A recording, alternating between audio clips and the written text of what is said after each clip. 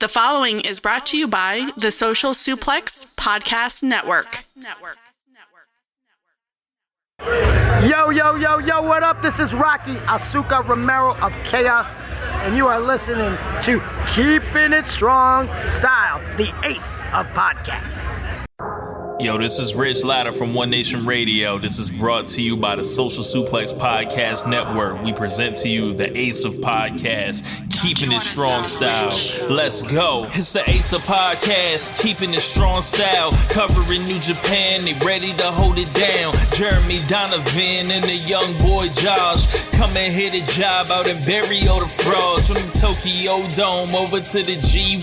Social Suplex is the network where we can get it done. I'ma chill and let them have it, cause this is just an intro. Keeping the strong style, 6 stars from the get-go, boy. Yeah, from Tampa Bay to the Tokyo Dome, this is Keeping It Strong Style with your hosts, Jeremy Donovan and the young boy Joshua Smith. And thank you for listening. Welcome to Keeping It Strong Style, the ace of podcasts on the Social Suplex Podcast Network. Jeremy Donovan here with the young boy Josh Smith.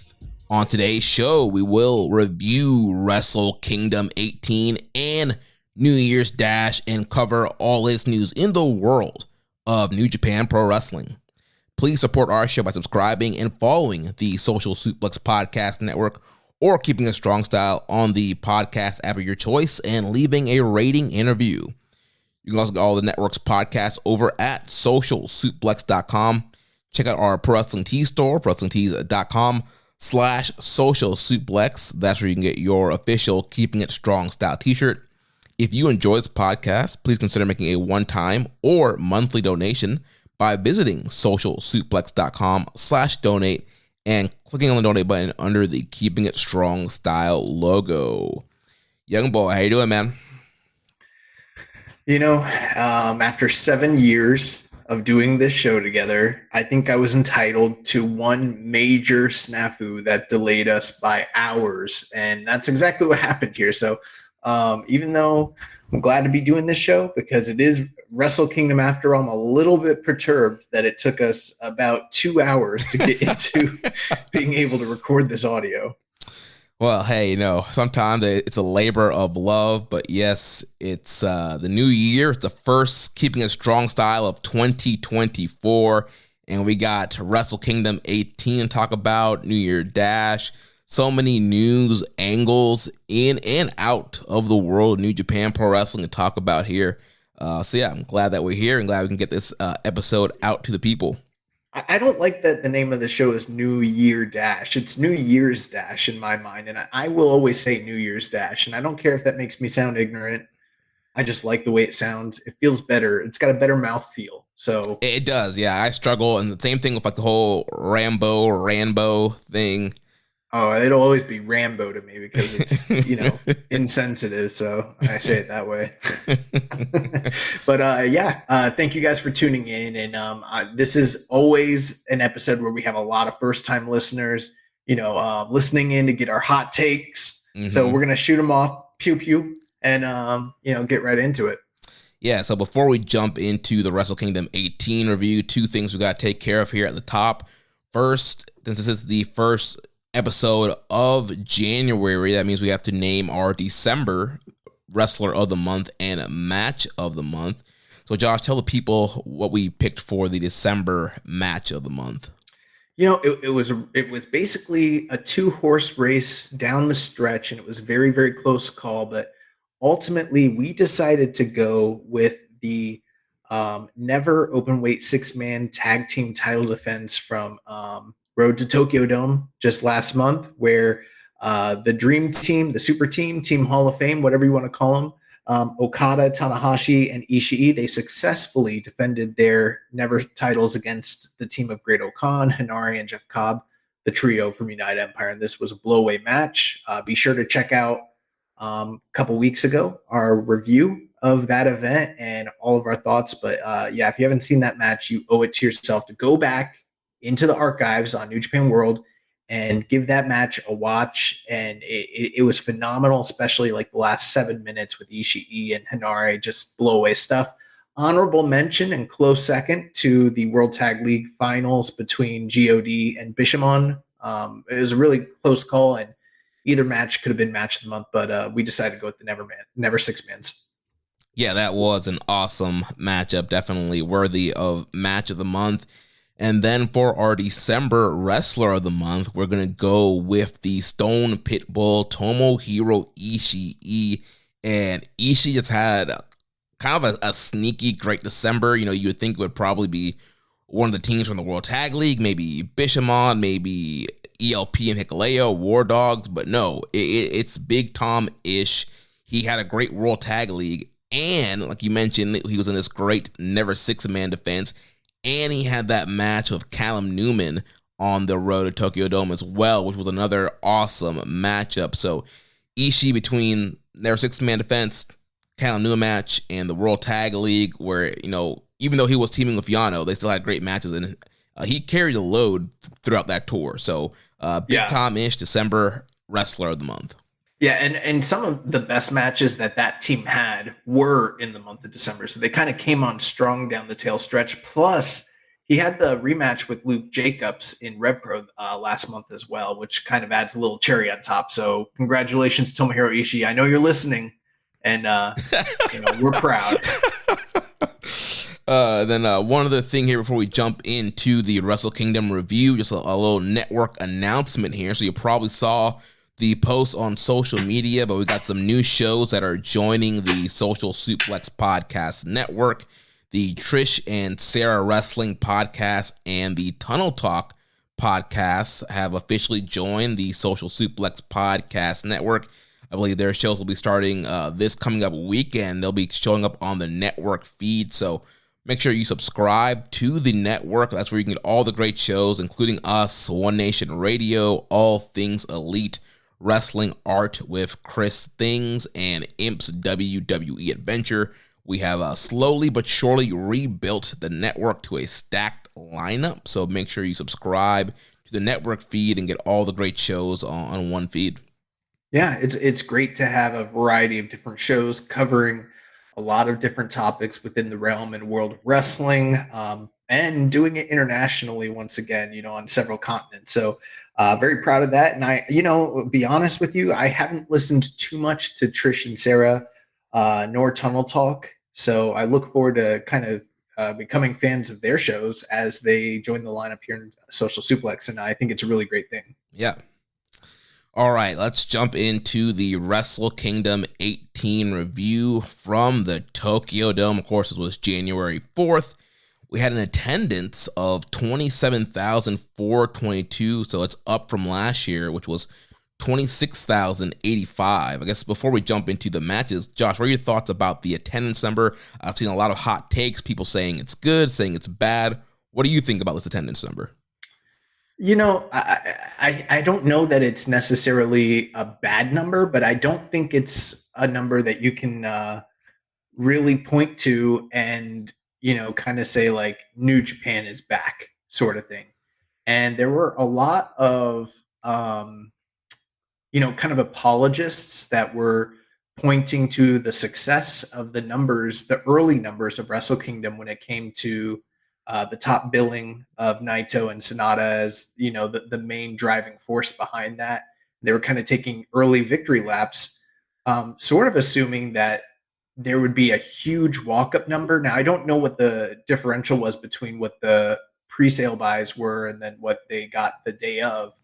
But 27, that's not a bad number. I mean, there have been years in New Japan, even during the quote-unquote glory era, where they didn't do these kinds of numbers. It took a while for New Japan to build up to the point where they were doing, the over 35 and 40s. And, I'm not, and then they were still kind of shy of like what they were doing in the 90s, which was like in the 50s and allegedly all the way up to the 60s. I don't think the billing holds those numbers, but 27 is not bad. But at the same time, if anyone's trying to point and say like, oh, look at the increase, it's like 1,000 souls over last year. That's not. Yeah, especially considering last year there were still cheering restrictions. They were still limited capacity. So yeah, I would expect this number to be a little bit higher, and I think there were a lot of people who were kind of overestimating, I guess, the ticket sales news, because I was seeing people that were like, oh yeah, it's for sure going to hit 30, 35,000. And I'm like, Right. oh, okay, I guess it's selling in Japan. We don't have WrestleTix, to keep track on what's going on. But yeah, then you get a final number here. It's 27,422. And I'm like, okay, well, that's a okay number, but it's not this whole big Naito and Sonata are drawing this huge 30,000 plus house. And so yeah, I mean, it's kind of a little disappointing compared to last year, considering there was still limited capacity and sharing restrictions. And I think ideally they would have wanted to surpass the Muto number from his retirement show this year. Right, and I don't remember what that number was. I'm pretty sure we shared a tweet earlier today. I mean, it's been so busy on the timeline lately, but yeah, there was something that was sent out. Yeah, I've got it right here. So basically, they fell short. Kind of just roughly estimating by like probably around like 3 or 4,000 from the Muto number. Gotcha. So yeah, so they definitely could have done more. And as we talked about last week in the news, Tanahashi wants to sell a dome out next year, and it is going to be on a Saturday. So we do know that the weekend attendances does help the Wrestle Kingdom number. So yeah, it's definitely going to be up to whatever they book for that main event next year to kind of help get over a higher number for next year. But I mean, overall, fine number, but could have done better. But I think there is hope for next year's number to hit that 30,000 range. Yeah, it looks like the Tokyo Dome number was reportedly 30,096, so roughly like 3,000 less, which again isn't bad. That's not an unhealthy number. It's just not the roaring success that a lot of folks were making it out to be. Right. But I still think that in this particular period of New Japan's business, with business being down, I'm sure they're probably very happy to some extent with that number because, business hasn't been great this year. And this is a big house, big payday. And hopefully things improve from here. And maybe it will, maybe it won't. We're going to talk about it. Yeah. Well, let's talk about the show. Show opened up. We had the pre-show NJPW KOPW 2024 Right to Challenge Rambo match. So the final four ended up being the Great Okan, Taiji Ishimori, Toru Yano, and Yo, and they outlasted Alex Coughlin, Chase Owens, Doki, Vegeta Hayato, Gabe Kidd, Hanare, Jeff Cobb, Master Wato, Mikey Nickel, Shane Hayes, Sho, Taichi, Iska, Tomohiro Ishii, Yoshinobu Kanemaru, and Yujiro Takahashi. And before we jump into that match, one thing I just want a quick disclaimer for all the first-time listeners, because I'm sure there's going to be quite a few. This podcast, we do not hold ourselves out to be journalists. We don't even though we try to speak with as much responsibility and knowledge as we possibly can. This is a fan podcast, so we kind of tell you what our own personal opinions and takes and ratings are, and we try to do the best we can. But if you're looking for a show where it's just going to be 100% positive no matter what happens, this is not going to be the show for you, because we will give you an honest, truthful take, even if it is hurtfully critical at some times. And I think that you'll probably get a mix of that on this episode. But this is not all peaches and cream when we talk about New Japan, even though we do, we're very passionate about the product and very honest, and that's kind of where it always comes from. Yeah. So what do you think about the Rambo? Last week when we did the preview show with Chris Samsa, we kind of talked about how the Rambo is sort of a mixed bag nowadays, because it's less of getting on old timers and wacky performers from the West and stuff like that, sort of the fun aspect of it. And there's still some of that here, but it's kind of become more like the consolation prize for all those who are left off of New Japan or off Wrestle Kingdom in general. There were a couple surprises, and we'll talk about that. But overall, I don't know. I don't necessarily love this iteration of the Rambo for a couple reasons. One, there working to get down to the final four as opposed to a singular winner. So it's a little less definitive. It always feels a little bit flat at the end. And you would always hope that maybe they're aiming to give you the best possible matchup for the next night, considering that the KOPW title is on the line. Maybe try to elevate that thing a little bit. But every year it seems like most of the favored performers that you like get eliminated early and are kind of just, and by the time you get like halfway through, you're like looking around at the field and you're like, damn, like Yeah. who's still in this thing? Yeah, I mean, War Dogs got eliminated early. Jeff Cobb was out early. There was a lot of solid guys. You're like, oh, you could do a nice little four-way with some of the guys in here. But they were all gone pretty early. Yeah, Ishii gone early. So some of that was kind of weird. That's pretty much my main take on it. At the same time, it still fulfills the role of just sort of being not too serious, a lot of preamble, kind of funny. Japan in general is not known for having good battle royals to begin with, so it just is what it is. It's sort of just a fun pre-show sort of thing. But I was kind of hoping, considering how, and it's not universal across the board, but generally speaking, over the last 2 years, we've gotten a good amount of serious KOPW matches, whether it was Shingo or Taichi or the efforts of Hinari to win the title. Like, those men kind of elevated the role of the title beyond just the Yano haha shtick. And by the end of this, I was looking at who was in the match and I was like, oh, we're going back. Yeah. I thought the match was fine. I agree with you. We talked about it last week, ending on 4. It's always kind of a flat finish because you're expecting it to be the last man ending. And I think one of the cool things about the Rambo is you could get eliminated by pinfall or submission. So a lot of times, that final 2, they essentially kind of have a little mini match at the end because you can do pinfalls and submissions and near falls. And so you could end with like 2 guys that have a nice little mini match. But with this whole final 4 thing, that kind of throws that situation out. It just feels weird. Yeah, it feels really weird. And yeah, when you get to the final 4 here, like you mentioned, Okan, Ishimori, Yano, and Yo, all fine guys, but again, Yano kind of the comedy guy. Yo came in here with a tracksuit with like sneakers and socks, which eventually came off in the match. As far as our surprises, we had Tiger Hattori coming out of retirement to referee this match.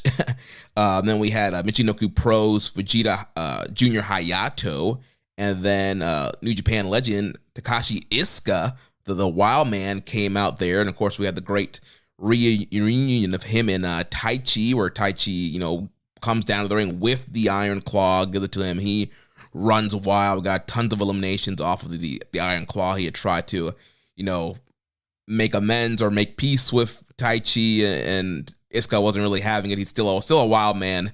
And once they got eliminated, Taichi was trying to control him. He attacked the announcer that he always used to attack back in the day, ripped off his shirt. Well, that was also kind of a funny thing. Like, Iisuka was offered the House of Torture stable shirt to join the group, and he tore it off Hogan style. But because of his unwillingness to align with Taichi, he actually cost Taichi, who was coming out of 2023 as the reigning KOPW champion. So granted, the title does restart, but normally you sort of expect the guy that won it the final, the year prior, to sort of at least be in the 4-way. So Taichi didn't even make it to the final 4. Yeah, and again, he was in there very little time. He essentially was in there to set up the Iisuka stuff, and then they both got eliminated pretty quickly after that. Yeah, and I'm a big fan of Doki, and I know that they don't necessarily push him super hard, but considering he just won the Concorso and everything and his growing popularity, I thought maybe he might be in the final 4 a little run. Nah, he's gone. Jeff Cobb's gone. Hinari's gone. The War Dogs, and it's like, damn, like Ishii. But the stuff with Sho and Yo is also a highlight. So Yo comes out and he runs down to the ring, and he's in a blue tracksuit with like slip-on flip-flop shoes, and he's not in gear. And I don't know if I don't really know what the deal is. They try to cover it on commentary and say like maybe he forgot his gear. Maybe that is what happened. But knowing Yo, you just don't know. Like, he just might have been like fuck it. No one's watching dude's this. Yeah, he's weird.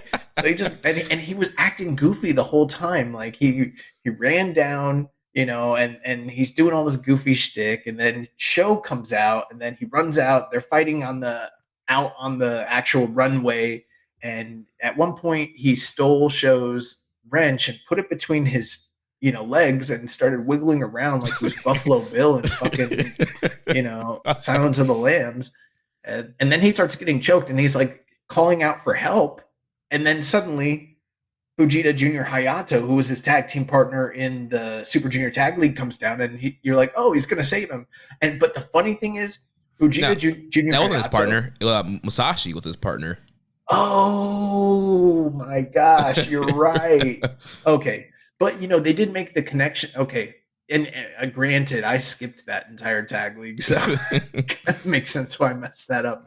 But they did mention, both of them kind of being from Michinoku Pro and him having that connection to Fujita from that aspect.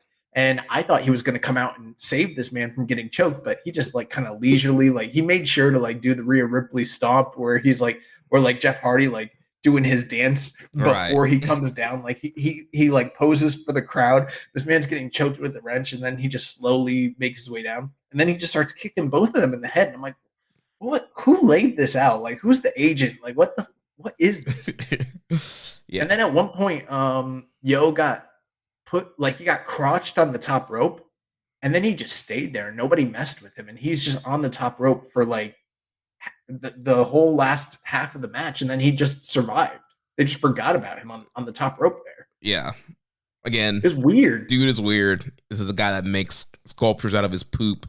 So yeah. But yeah, and then we wound up with the final four being Yo, Great Okan. Who else was in this? Ishimori and Toriano. Ishimori and Toriano. So you kind of look at that. It's like, all those guys had their strengths, but you just kind of know what you're in for when you're like, tomorrow we're getting a four-way between those guys for this title. You know what it's about. Like, and you're kind of hoping maybe best case scenario, Great Okan wins the belt and does something with it, but knowing him, he's so goofy too. You just so that's just what it was. Yeah. And we move on.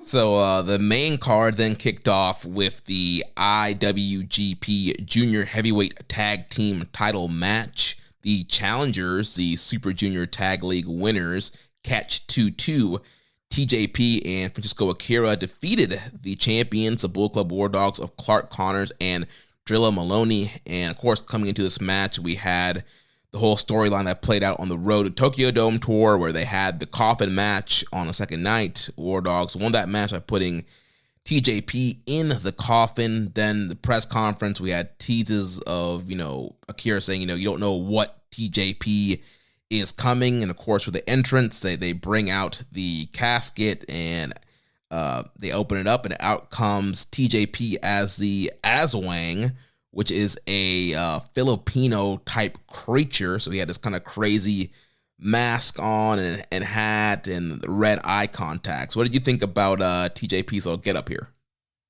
I wasn't a fan of it, honestly, for a couple of reasons. Number one, I don't know how much they actually spent on that get up. It might have been a lot, but it didn't look like it was like a big league sort of, gimmick get up. Like it didn't look like something that it wasn't that far off from what like Evil and the other LIJ guys used to wear coming down to the ring a couple of years ago, Mm-hmm. Like it just like Party City bullshit.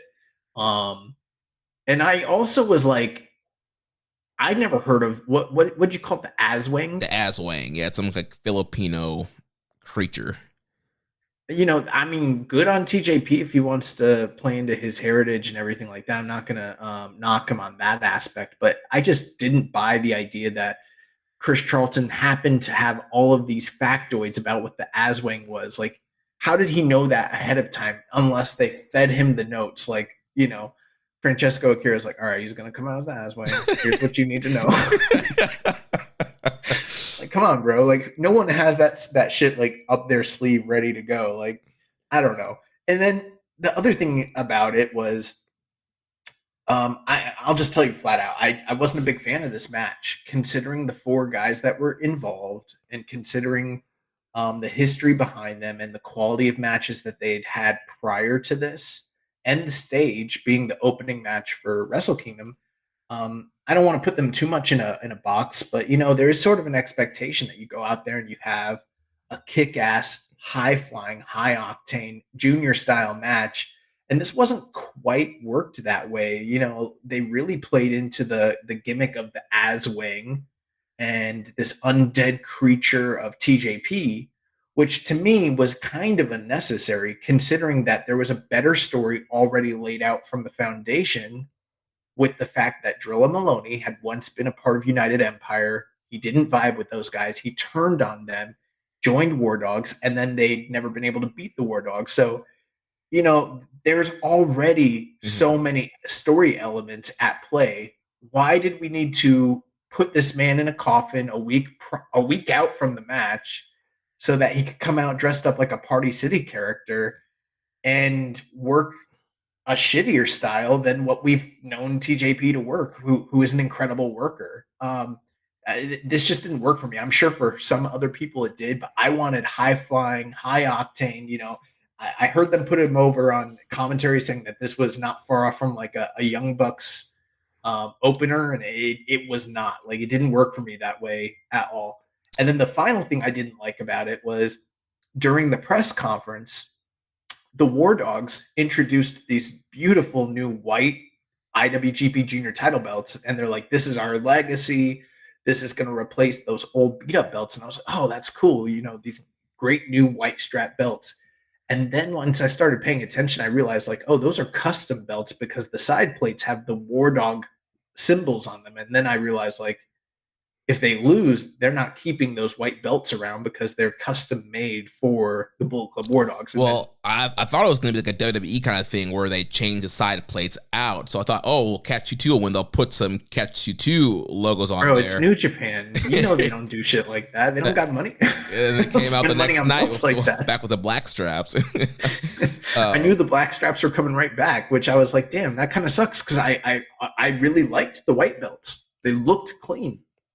Yeah, I agree if you got some of the points you made there. I don't think we need the whole Aswang thing for TJP. Like you mentioned, there was a story there already set up, and we've seen these teams have better matches. We've seen Catch 2 in general have better matches. They're a really great tag team, and I think that this stuff kind of hampered the match. But overall, there was still very good action. The bell rang, and they immediately blitzed the War Dogs. They hit them with the Leaning Tower, which busted open Drilla's nose and mouth, and then they did the assisted X Factor thing onto Clark Connors, and then they were going for the knee, and that's where Bullet Club War Dogs kind of came back around. They did the full clip to TJP out on the floor, and then chained him to the guardrail.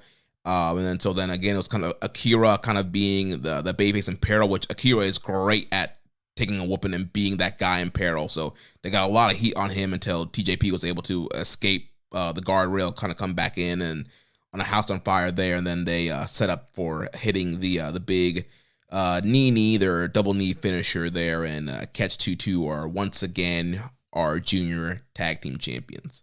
I think one of the things for me is that make no mistake about it, I am a fan of TJP's work. I think he's a great worker, and I don't want to sit here and say he doesn't deserve his moment, because he does. But at the same time, the guy that should be getting elevated on that stage for this team, it should be Francesco Akira. And instead, the match kind of became about this mythological creature, persona of TJP's. And the way it was presented wasn't in a way to where I'm like thinking, I don't know. It wasn't Finn Balor's demon where I was like, oh, that shit's cool. I hope that comes back. It was something where I was like, is he going to do this moving forward? Right. Well, I think you kind of hit the nail on the head on the preview show. You were like, he's going to do some kind of gimmick that will just be for Wrestle Kingdom, and then the next night it'll be gone. And then pretty much, New Year's Dash, I think he had the red contacts in, but besides that, like the whole like mask. He kept the mist. Yeah, he had the mist, but he wasn't crawling around. He didn't have the mask on. So Yeah, it was this whole one-off kind of thing. And again, it's cool if he wants to dig into the Filipino culture and do something special, but this was just kind of a little goofy, a little too sports entertainment-y. Especially, I think these four guys are really talented, and I just expected them to kind of they didn't have a bad match by any means, like you mentioned. But again, I'm also not a big fan of the dog collar choking. It's a little too kinky S&M for me, like already. The match they had in Cork and Hall, I thought was kind of it was kind of weird. And so they're kind of going back to that again here. I don't know. But I would have rather, if we were going to do like the face in peril and then, the hot tag, that it not just all be about this gimmick as much as it is a revenge story with them trying to get their comeuppance and finally prove themselves as the best team in the junior division. It became not about that. yeah, if they wanted to do a sports entertainment like angle, the thing they should have done was have Akira show up without TJP, and it's a handicap match at first, and then you have the casket pops open, TJP pops out, runs out, makes a save, hot tag, boom, boom, boom. As TJP. Right, you're right, as TJP, bam, bam, bam, hot tag, Philan Flash, Black Mamba Splash, get the win kind of thing, And for me, less is more. I would have been fine if he introduced a small aspect of an element. Like, if he wanted to come in with the contacts and mist and maybe some paint, I'd be all for that. That's fine. You know what I mean? I can suspend, but for those of you who haven't seen the match, this man had like full on fingernail gimmick and weird clothes and a mask, and he was biting people and blood was coming out of his mouth. And it was just like, we've crossed the line here. Yeah, this is going into like mythical, spooky. Yeah, it's like Lucha Underground territory. Yeah, but overall, I mean, they are very good workers. It still had I think a very good match. Could have been better, but still a good opener for the show. Then following that, we had the NJPW World Television Title match. President Ace Hiroshi Tanahashi defeats Zack Sabre Jr. to win the NJPW World TV title. Very good match. There was a lot I liked here. I was worried because I saw a few days ago that Tanahashi had posted a picture and he had the curly hair again. And there's nothing I like less. Tanahashi, one of my favorite wrestlers of all time, but when he comes in with the curls, like the big curls, it's just awful. So I thought that maybe he was prepping that look for Wrestle Kingdom, which I was like, don't do this, Ace. Don't do that. But nah, he straightened that shit out. He came in with the dual tone hair and the highlights looking like $1,000,000. And, maybe he doesn't have the abs he had a few years ago, but that's all right because he's got a giant dinner plate belt that can hide the lack of abs nowadays. And that is what is prominently displayed these days, which I thought was good.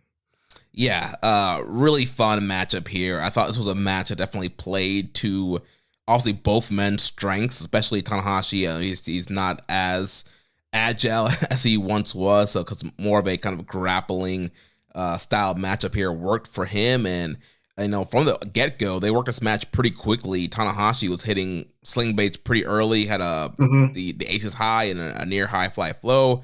At the very beginning, Zach had a near clutch win over Tanahashi at the near beginning, and then from there, yes, it was really great grappling back and forth until they kind of got into a pinning predicament where they're trading roll-ups back and forth, and then Tanahashi just kind of finally stacks him and gets the upset win here. Yeah, he might have added a few pounds here and there. That might not allow him to be as agile as he once was, but that added weight gave him the leverage necessary to pin that skinny geek Zack Sabre Jr. But no, in all seriousness, Zack I don't know if you've noticed, Zack has put on some muscle lately. He's looking kind of jacked. Like, and it's been a slow progression, but like just when I saw him, and I wanted to mention this on the Road to Tokyo Dome show, I noticed, I was like, damn, like he's put on a lot of muscle, which, that might be the Randy Orton thing, getting ready for a title run.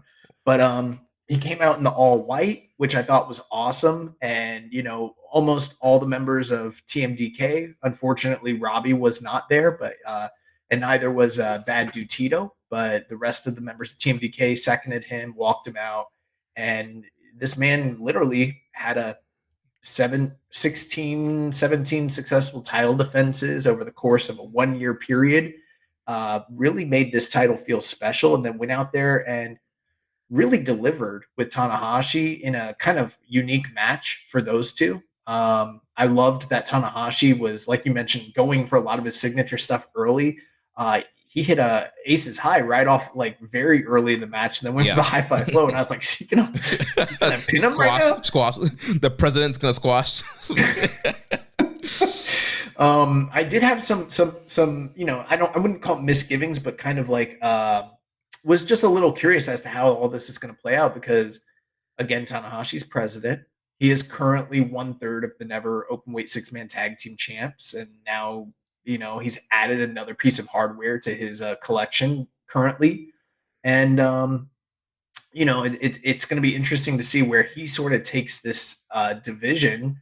I listened to a lot of audio in the lead up to Wrestle Kingdom from a variety of different you know, content creators, and one thing a lot of people kind of agreed on is there seemed to be a disconnect between the booking of this title and the initial message surrounding it when they first launched it a year ago, where they were saying it was going to be this high-speed, youth-based title, and then Gato booked it to just be on Zack Sabre Jr. for the entire year. And now they're booking it to be on Tanahashi. So it's sort of like, you know, they're telling the front office, like, you can kind of fucking shove it when it comes to making us have a high-speed title. But I do think Zack did a fantastic job elevating that title, making it something special. So much so that when people looked at that last year, they were calling it the dinner plate title and the Casio belt, and making fun of the way it looked and saying how hideous it was. And now it's kind of one of the more respected prizes in the company. And I felt like he had a great match with Tanahashi on this stage.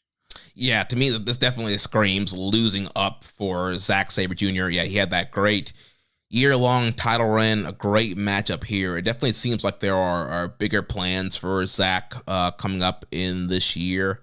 And yeah, good stuff here. Post-match, Tanahashi, he did a kind of promo, addressed the crowd, and kind of talking about, you know, wanting to take this title further into the year. So good stuff there from President Ace. And yeah, it's going to be very interesting to see how he's booked with the title. Also, we'll talk about his first defense that he had at New Year's Dash. But what it's going to look like going forward. Because like you mentioned, yeah, the whole thing when this belt was created was like, all right, it's going to be, you know, essentially the quote-unquote U30 kind of, you know, the young man title, high speed kind of thing. That's not how it was booked. And we've been kind of seeing that last year. There's a lot of miscommunication, like the office saying one thing, you know, we have these three musketeers, they're the future, they're the now, and then they're not winning big matches and being in big spots. And so, yeah, we're seeing this whole miscommunication thing. And hopefully with Tanahashi as president, there'll be maybe some more synergy behind what the company says and then what the booking actually lays out. Last point I want to make on this subject, you know, Tanahashi, even though the match was very good, and I felt like they worked a style that was complementary to what he's able to do in the ring these days, I did notice at times he was having some trouble. Granted, he wasn't needing to run the ropes and do super athletic things, but even just like getting up, there were a few times where I was like, oh, or even going to the top rope, you know, where he does the, he jumps over the top rope and then scales the, you know, he does it in that very specific Tanahashi way, but he struggles with it these days. And I'm like, man, his movement's just not what it was, even if he still has that worker's mind and everything like that. And I'm wondering, given his new appointment, is this the last truly prominent singles title match that we see of Hiroshi Tanahashi in the Tokyo Dome? Not saying it will be, but if it is, hypothetically, if he ends up spending more time focusing on, you know, the presidency and his office role as opposed to his in-ring performer role, this would have been hypothetically a great way to go out. Big win over a major star in a very entertaining match that I was probably like 3.5 on. For an 8-minute match, I thought it was just really great. Yeah, I was 3.75. Really good stuff here, and yeah, it always helps to have Tanahashi's name in the lineage of a title. So moving on to the next match, we had a special singles match here with the Heat Storm, Yuya Uemura defeating the Gene Blast, Yota Tsuji, 10 minutes and 57 seconds. Yeah, very, very interesting match. And I kind of have some mixed feelings on it, to tell you the truth, because I did want, and just like everybody, I really, really wanted Uemura and Tsuji, as well as the other, young guys like Kiyomiya and Narita and Umino, all those guys. I wanted all of them to kind of have prominent matches on this show. And they finally did end up having their matches and they got their time.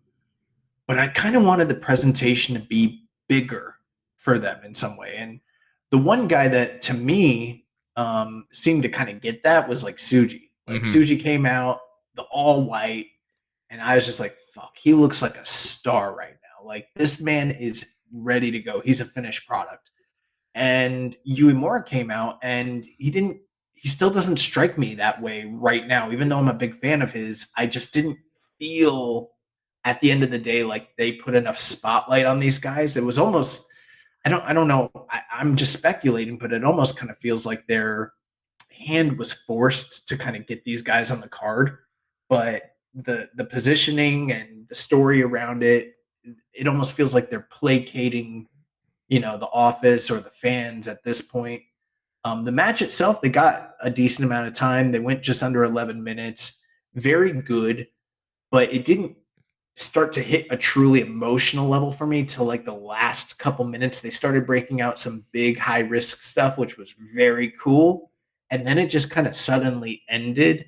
I don't think it's a bad, I think hopefully if the trajectory and expectation for these guys is that they're supposed to be the future and they're supposed to be headliners for this company for years to come, and we can point back to this match as the first significant major meeting between them on a singles level, then I don't think it's a bad match to point to, but it just doesn't seem to have that same level of significance as some of the early matches we saw between, like, for instance, Tanahashi and Nakamura, or Tanahashi and Shibata, for instance. It wasn't in that realm for me, which is kind of what I was hoping we'd be able to look at years to come and be like, remember when the first time they did this? And it didn't feel like that to me.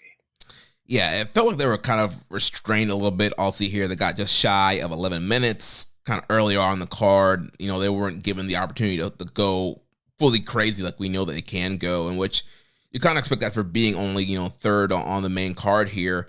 But overall, I still thought it was a very enjoyable match. Definitely agree. Tsuji looked like an absolute star, had a little bit of special, entrance to his music, had the special white gear. He looked great. And yeah, they wrestled this match pretty good with the time that they had.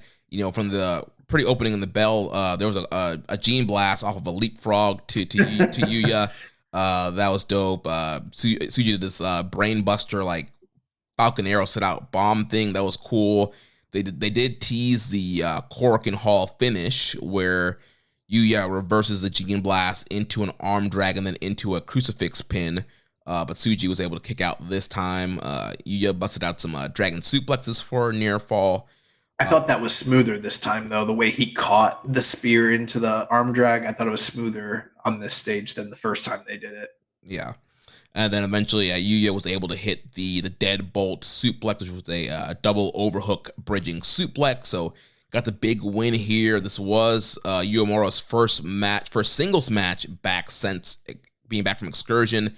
And so a big one-up win here over Tsuji, even though Tsuji holds the winning record over them. That's mainly in the Young Lion days. When you look at now we're in the post-graduation, Uemura kind of has the leg up, and I think there's definitely going to be a story there of Tsuji wanting to get revenge and chasing up Uemura. And part of me really wanted Tsuji to win this match because he looks like a star. He has the charisma. I think he could be a main eventer right now. But I do feel like because Uemura's kind of been lacking on the presentation, I do think it was important for him to kind of get that big win here to kind of level him up with Tsuji to be like, all right, he's not, still this young lion boy. Like, he's established guy and he can get a win over a fellow peer like Tsuji. Yeah.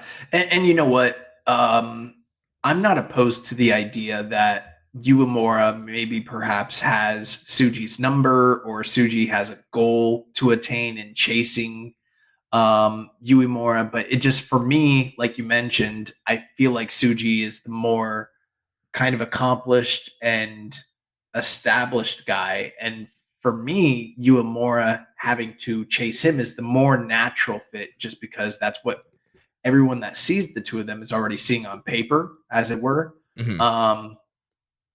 But at the same time, the match was good. One thing you didn't mention I thought was cool. I can't remember the exact thing, but I remember like Uemura was doing something where he came off the top rope, some sort of flip, and then he got super kicked out of the air. Yeah, I think he was going for one of his big like cross bodies because he's doing his kind of Ricky the Dragon Steamboat like cross body moves. Yeah, that was cool. They did a lot of cool stuff.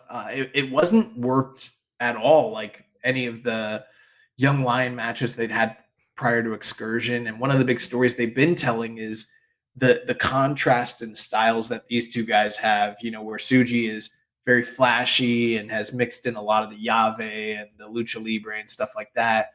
Uemura is very much more technical based, traditional pro wrestling, kind of refining the basics and sort of mastering that stuff as opposed to expanding the moveset. And so just different philosophies, and that sort of played out here. But what I was hoping at the end of it, even though I thought the match was good, I was like, all right, well, let's give them till tomorrow because it's New Year's Dash, and maybe there will be some sort of, even if it's apart from one another, because I didn't expect them to be on the opposite side of the ring the next night. I was like, both of these guys will have some sort of follow-up to further their story moving, past this match, and then we'll circle back to it when the time's ready. And spoiler alert, they're kind of just still where they were before this match started, and we'll talk about it when we get to New Year's Dash, but they ended up opposite one another. They're still kind of beefing. They ended up grabbing each other's hair. And what this reminds me of, and why I'm a little bit hesitant to put my faith and trust in the story that's unfolding in front of us, is because we already saw what happened this year in the G1 when all the young guys were put in the A block and they all wrestled each other and they were given the quote unquote spotlight. And when it was all said and done, they were all still at the same level and nobody was higher or lower. They were just where they were prior to having those matches. Nobody talks about or remembers that they even happened. And I kind of felt that way about this match. Like at the end of it, I was like, is Uemura better off? Is Tsuji better off? Where are we going next? And I don't think there was a strong follow-up the next night. Yeah, and again, we've been talking about this, all last year. It's the booking of these young guys, and it's like, all right, if you want to get these guys up and running, like they need to be in there with the established guys and getting wins over the established guys. Like if you want to make these guys, if you want, random Joe Schmo Wrestle Kingdom viewer watches Wrestle Kingdom and Dominion, watches New Japan twice a year. If you want him to see Tsuji as a main eventer, put him in there with Okada. More stuff with Will Ospreay. Have him in a G1 block with Naito. Build some tension there. Like there are things you could do to elevate all these guys and get them on the same playing field as your Naitos and Okadas and Shingos. And that's not what they're doing here. Yeah, to me, they're almost kind of still stuck in the young lion phase a little bit, because as a young lion, that's all you really wrestle is your peers, and you get wins over your peers. You're not really mixing it up a ton with the established guys. Obviously, there's the mixed tags and stuff like that, but you don't see a bunch of singles with young lions against a Naito or Tanahashi. They're wrestling the New Japan dads. Yeah. So if they really want them to kind of break out and not kind of still be seen as this, younger, inexperienced talent, they need to be more programs with the established guys and getting wins over those guys. Yeah, and don't get me wrong. I mean, this didn't ruin them by any means, and we got a lot of year left to go. There's tournaments and all sorts of stuff coming, but if this was 2018, I'd be sitting here being like, trusting Gato. He's earned our trust. But in 2024, I don't feel that same way, and I'm a little bit hesitant to say just trust him because it's coming, and maybe it will. But at the same time, I've seen them drop the ball with some guys. And I hope that's not what's happening here. I hope that they put a little bit more faith in them because I feel like they have the goods. Yeah. One thing we forgot to mention before we move on to the next match, and I just want to make mention of this. There was a story that came out about Clark Connors. I don't remember if it's Sean Ross Sapp or Yeah, I'm pretty sure it Fightful. was Sean Ross Sapp from Fightful. Oh, he is Fightful. Yeah. See, I don't follow these guys, so I never know. But I saw that they mentioned that Clark Connors is not under contract or wasn't at the time of their reporting, and going into the Tokyo Dome and everything, he also was without contract. So far, the presentation of him losing the title and then the follow-up the next night seems to indicate that he'll be around. But they were saying that there are ongoing negotiations between him and New Japan, which, it is that time of the season. But I thought it was interesting that they brought up his name specifically, and that there doesn't seem to be, as of the time of this recording, a resolution to his contract status yet. Yeah, again, he's a guy that needs to be locked down. And you mentioned it in a group chat, I think yesterday, how these LA Dojo guys are kind of the black sheep of the roster. Him, Gabe Kidd, and Alex Coughlin. A lot of these guys, anybody kind of affiliated with the LA Dojo doesn't really get the treatment like the rest of the roster guys from the Noge Dojo. And I think he's a great guy to have on the roster. I think he's really, coming to himself in the whole Bullet Club War Dog role. I love the War Dog unit. I think it would be really sad to lose him to an AEW or WWE. So hopefully, if contract season around, that the New Japan sees it as a priority to get him locked up and continue to have him going forward. Yeah, I agree. And, there's a lot more I could say about the LA Dojo legacy, but I'll probably save it for another day. So following matchup, we had the House of Torture team of Evil and Sold Out Ren Narita. They defeated Kaito Kiyomiya and Shota Umino 7 minutes and 6 seconds. Yeah. And you forgot to mention, House of Torture. They had Dick Togo, Sho, Kanemaru, and Yujiro all make their presence felt and known in this match. Whereas Kiyomiya and Umino just had Ryohei Oiwa as their second. 7 minutes and 6 seconds. We got the big entrance for Shota Umino, where he came out on the motorcycle, as we've come to know when it comes to Umino. He does the big entrances. I was wondering like what kind of fucking bike he was on, because I was like, I was hoping he'd come out like on a Harley, Japanese badass. Yeah, Japanese badass. But it was like, it looked like the kind of like motorcycle like my granddad might ride. But whatever, it's cool. It's different. It's not quite Triple H at WrestleMania, but it works. I didn't, and granted, I might have been not paying as much attention as I needed to. Did Kiyomiya get an entrance, or was he just out there waiting for Umino? Because I didn't recall him coming out. No, yeah, he had an entrance. They played his his normal music. Okay. He got a nice pop. He made his way out, and then Umino came out second on the motorcycle. I've been having trouble with the New Japan World app, where like if I try to rewind stuff, it might crash. So like I was like, fuck, did he get music? And I was like, I'm not gonna risk it. Like, let's just keep rolling. So but yeah, this match was, when you envision what the worst version of a bullshit laden House of Torture match might look like, this was pretty much it. Aside from them turning out the lights, they did everything. They did the grope, they did, the choppy, the PP, they did the ref bump, removing the turnbuckle pad, like, everything. Like, there's nothing that they didn't do.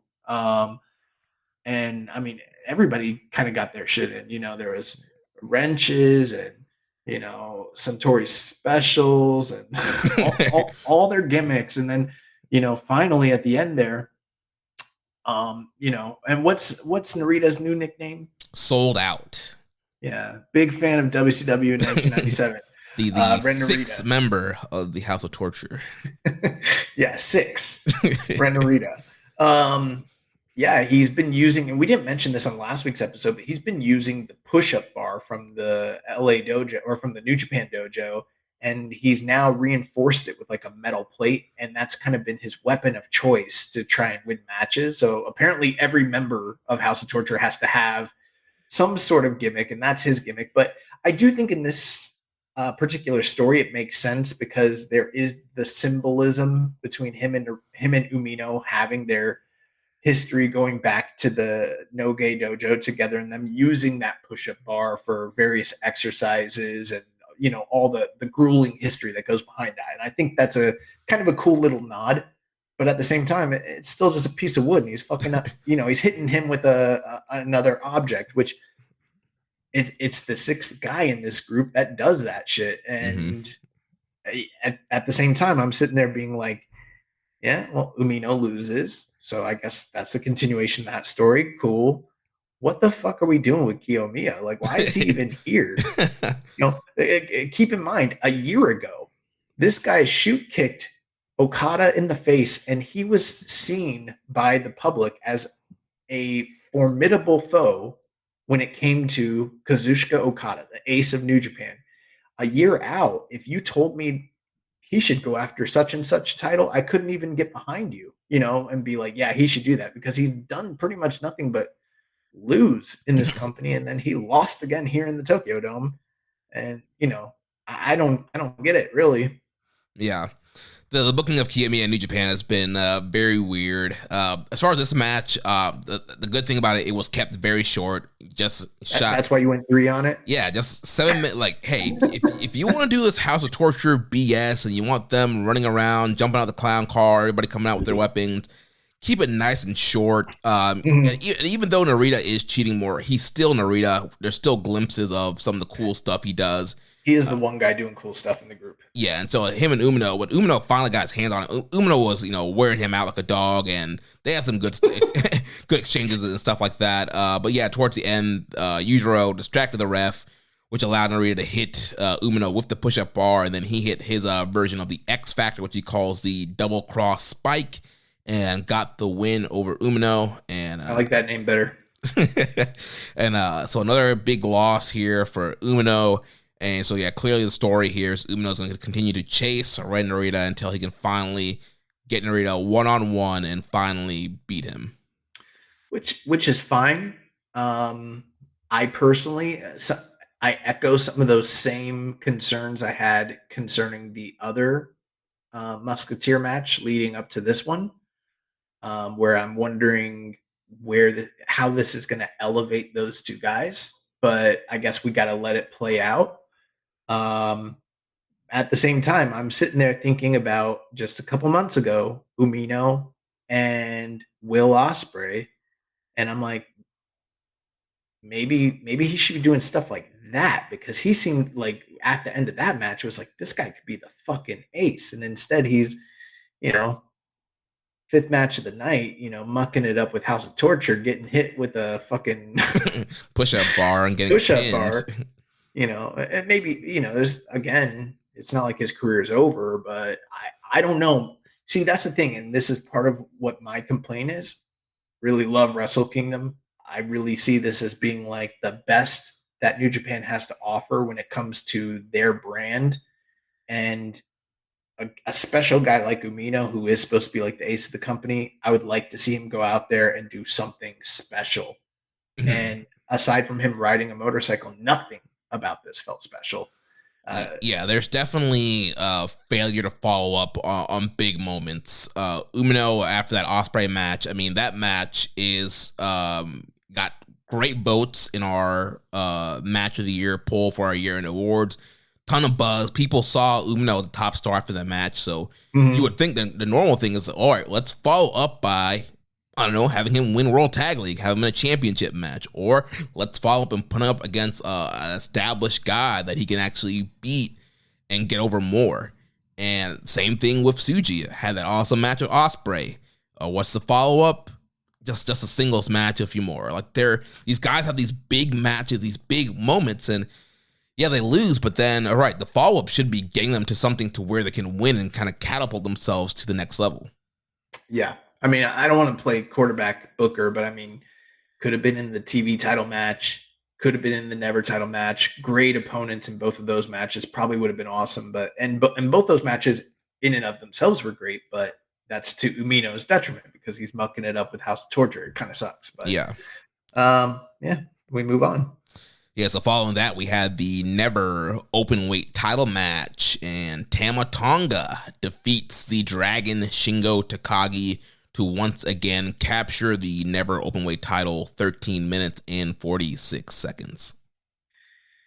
Tama Tonga, I said some harsh things last week when I was doing the pre-show, and I said, for all the talk about, I don't remember exactly what I said, but I basically said this was your opportunity to go out there on the big stage with one of the best big match performers in the history of professional wrestling.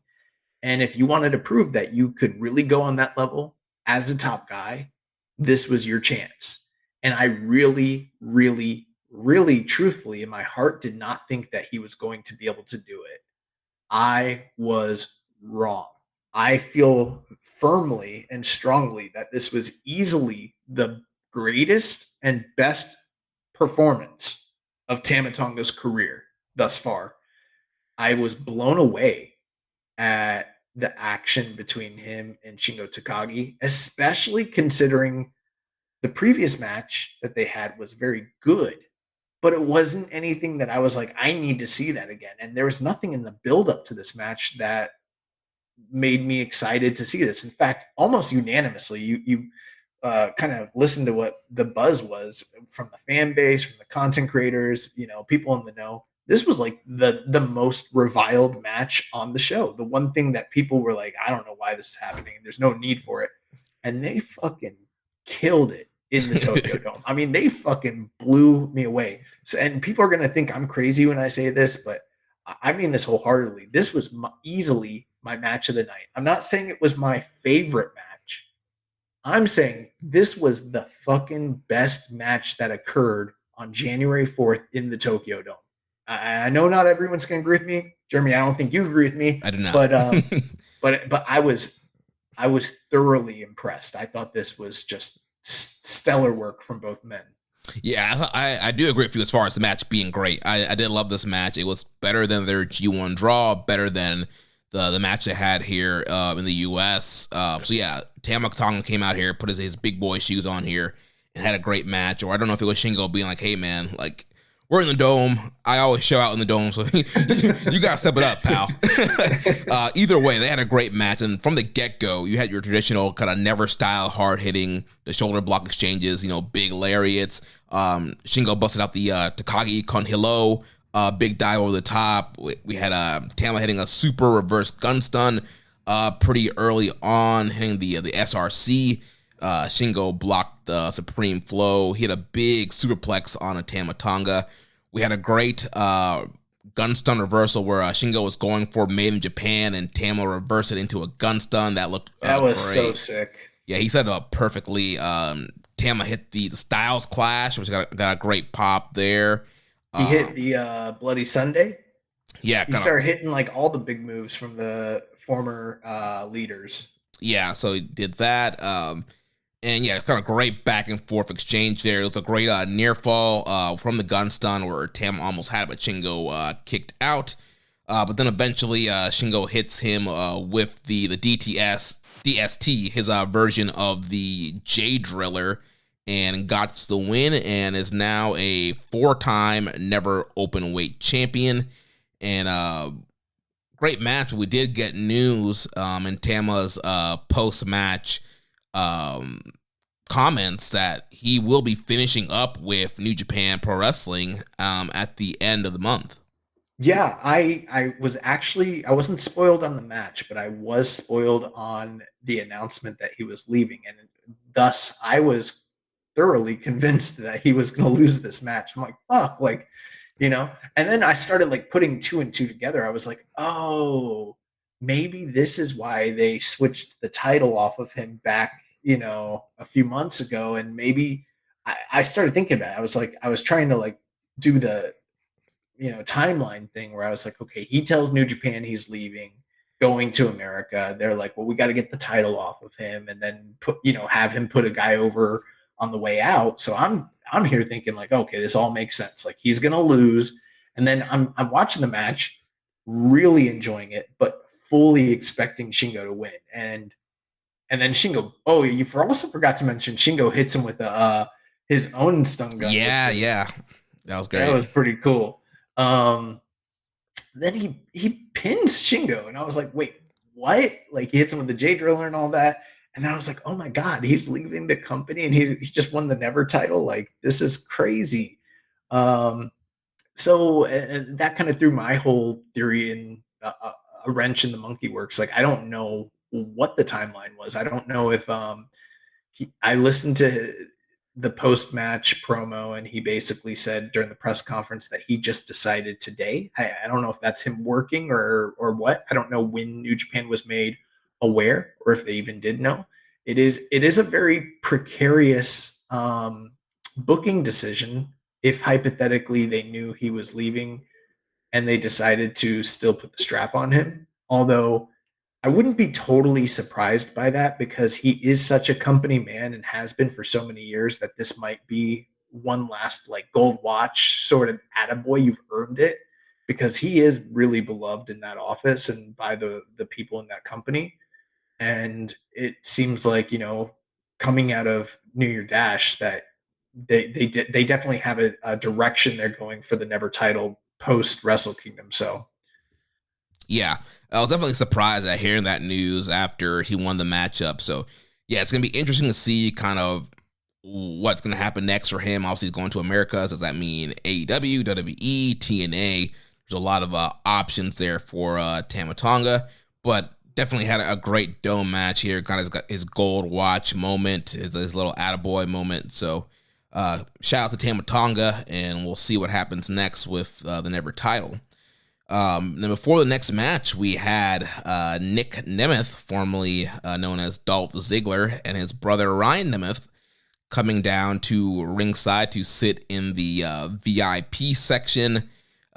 Big, you have to take your brother energy here for the duo. But yeah, we would see what would happen with Nick and Ryan later on in the show. But yeah, definitely felt like, Nick called his parents, was like, I'm going to the Tokyo Dome. And they were like, you're bringing Ryan with you, right? And he's like, yeah, I guess so. Yeah, that's funny.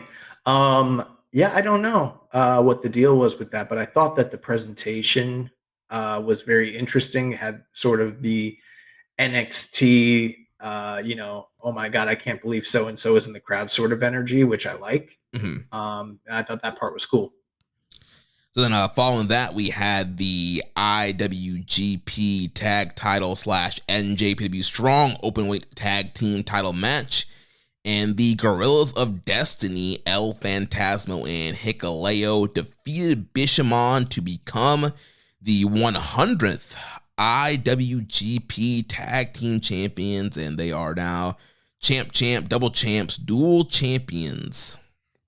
Yeah, we were one of the many different podcasts that was able to interview the Gorillas of Destiny 2.0 here on this podcast. And if you haven't listened to that interview, definitely go back and check it out. Very great stuff. But they pretty much predicted and called their shot and said what they were going to do. And they went out there and they had a really good to great match with Bishamon. It maybe didn't quite live up to the 40-minute epic that was the World Tag League Finals, but rarely does the match at the Tokyo Dome live up to the World Tag League Finals. Just it's totally different slotting and different pacing, and everything's different at that point. But they broke out some of the big guns. I loved Hikuleo coming off the top rope doing the big splash, which he did that during Tag League, but he landed a lot better this time. And they told a great story. And, I wasn't sure which way they were going with things. There was definitely an aspect to the media tour that GOD were doing where they kept bringing up their contract status. And, I don't know if anyone that listened to our interview with them, we picked up on that and we didn't really harp on it because I think we were kind of trying to do more of like what I would perceive as being like a kayfabe interview. I also sort of thought that's what they were going to aim for. But then I listened to some of the other podcasts that they did, much more candid conversations, much more based in reality. And they were pretty much, alluding to the idea that they didn't know what was going to happen. And if they dropped the ball here, they didn't know if they're going to stick around. And I was like, like, are these guys, are they working? Are they shooting? Like, are they trying to the angle for, a call from Tony or Vince or Paul? Or are they just trying to build some intrigue surrounding a potential title win? And it looks like for now, and who knows, again, it's still contract season, but looks like with them getting that big push, unifying the titles, or one would assume it will be unified titles, and getting that career moment, the big win in the Tokyo Dome, that this is kind of the future for that team. And at the end of it, I was like, okay, well, they brought out the Nemeth boys just before this match. Maybe they're kind of angling for a tag team feud with those guys down the road, but it kind of feels like maybe that's not the way they're going. Yeah. Overall, I did enjoy the match. It was kind of hard for them to, live up to the World Tag League final and the match that they had in their block as well. But still, a really good matchup here. There was two really great near falls. There was a spot where Bishamon had ELP isolated. They hit him with the Shoto, which is their big tag team finisher. But then Hikuleo ran in to break it up and got the great near fall there. And then there was also a spot there where ELP hits the sudden death on Goto. Hikuleo hits the Godsend chokeslam, and then ELP does the Super Thunder Kiss 86, which is their big tag move, which then got a great near fall, Goto kicking out of that.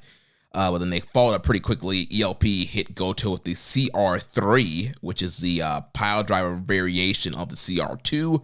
Then Hikuleo, like you mentioned, went on top, hit the big splash onto Goto, 1, 2, 3.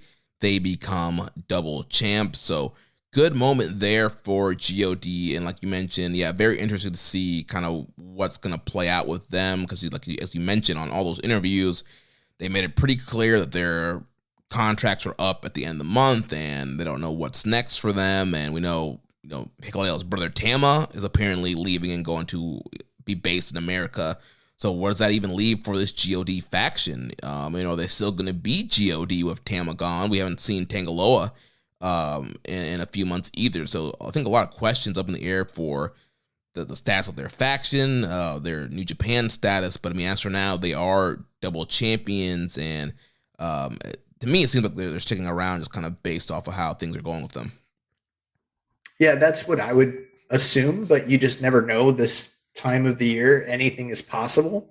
And that is one of the kind of bittersweet but also exciting aspects when it comes to New Japan and the way that their contracts work. It is usually annual based and kind of wraps up sometime between January and like mid-February, early March at the latest, basically. So anything is possible, but as of right now, huge win for those guys, career win, 100th champions, unified titles. Like that's a big thing. And I'm hoping that they get I don't know if I want to say lengthy title run, because I just want to see that division kind of develop and sort of, thrive.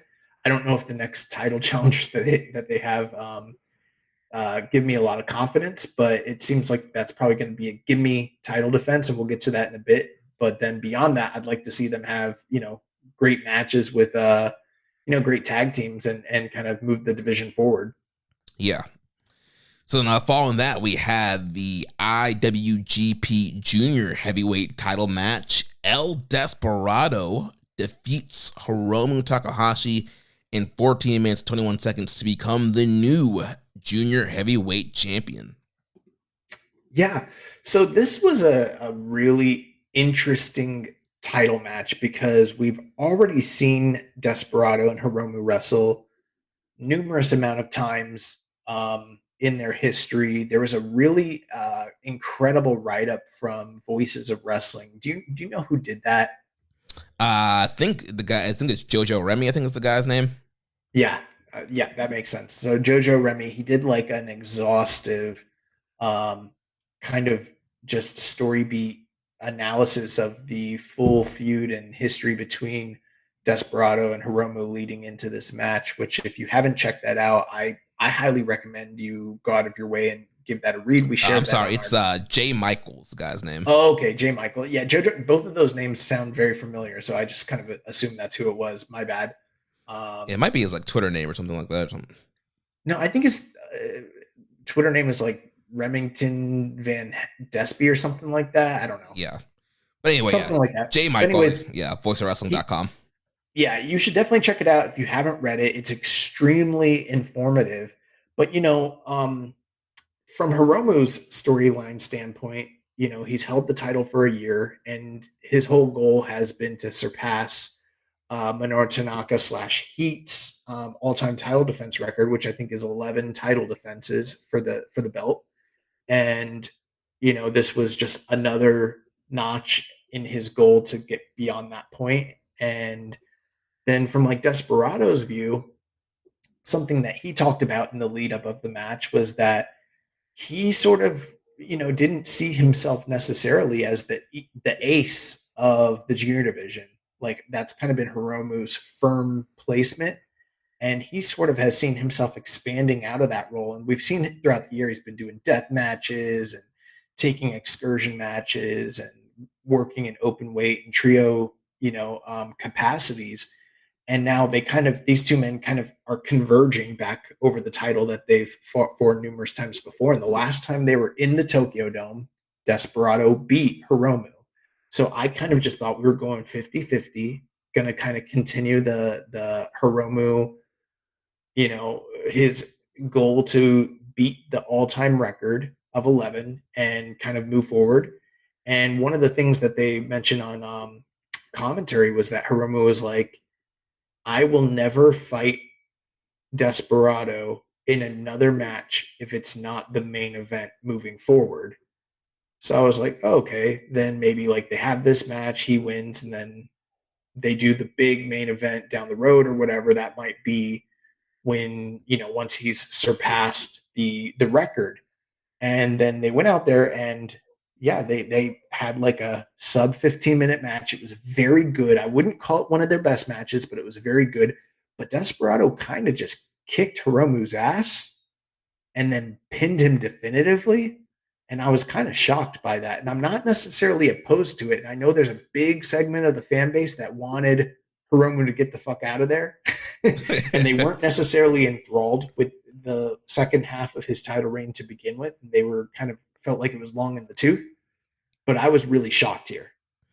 Yeah, I was not expecting Desperado to win because it seemed like they were really set on this whole story of Hiromu beating the all-time junior defense record and kind of really building him up to kind of solidify him as the best junior in New Japan history. And we talked about it last week. This match lacked build-up. It just kind of came out of nowhere of Despy challenging Hiromu. There wasn't really a ton of preview matches or anything to really kind of heat this thing up. They were just kind of going off of their past rivalry, which at times can be fun, but I really feel like this match needed something for the build-up besides, all right, hey, we're just wrestling again.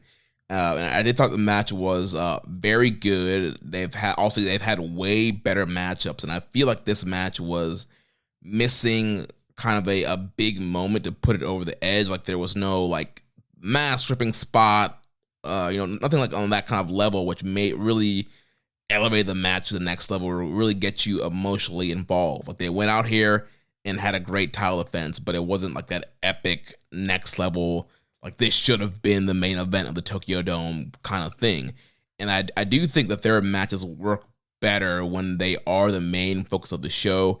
When they get kind of stuck here, they were, 8th match overall here.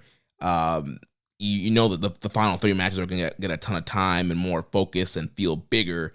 And their matches didn't feel as big as what was going to come following their match. Yeah, and I think that's a bit of a shame considering there was that period of time. And I know I'm probably dating myself a little bit here, but when you go back to like Wrestle Kingdoms like 9, 10, 11, where the junior title match was not just given a good amount of time, but it was also a major focal point of hell, even just a couple of years ago, you think about Hiromu versus Will Ospreay, which was probably the last truly great, really great, Tokyo Dome Junior match. And considering the history between Hiromu and Despy, I would have liked to maybe seen more. Don't get me wrong. I feel like this was a fitting storytelling match in terms of like the mythos of their ongoing legacy with one another. And once it was all said and done, I was like, okay, I guess this kind of makes sense, because now with Hiromu making that statement, like, I will never fight this guy unless it's the main event, there is a goal, and who knows if it will happen. But hypothetically, if they ever decide to let these guys headline the Tokyo Dome, or if they ever move back to like 2 nights and give them one of those nights and give them the fake Tokyo Dome main event, sort of the Bianca Belair, Sasha Banks spot, then maybe that's a possibility. And that might be something for them to work towards down the line. But one thing that I also thought was kind of curious was, and I haven't even like looked at it, but like, how many title defenses did Hiromu end up having anyways? I want to say it was like he got to like V7, I think. Okay, I'm gonna look. I know we're live on the air, but while I looked it up, I do think there was some good stuff in the match. I mean, Despy started the match with a big tope dive. Hiromu did the shotgun drop kick to the outside into the barricades. Despy worked over the knee throughout the match for the numero dos attempts. He did a great super spinning back suplex off the top. Hiromu busted out the Hiromu Chan bomber, his kind of version of the pumping bomber. Despy hitting the guitar to Angel. There's a pinche loco near fall until at the end he did a J driller and then did the pinche loco to get the win. So yeah, I mean, he had the 7 matches that were successful title defenses this year, but then he also defeated like Amakusa Inoue. He defeated Yamato in Dragon Gate.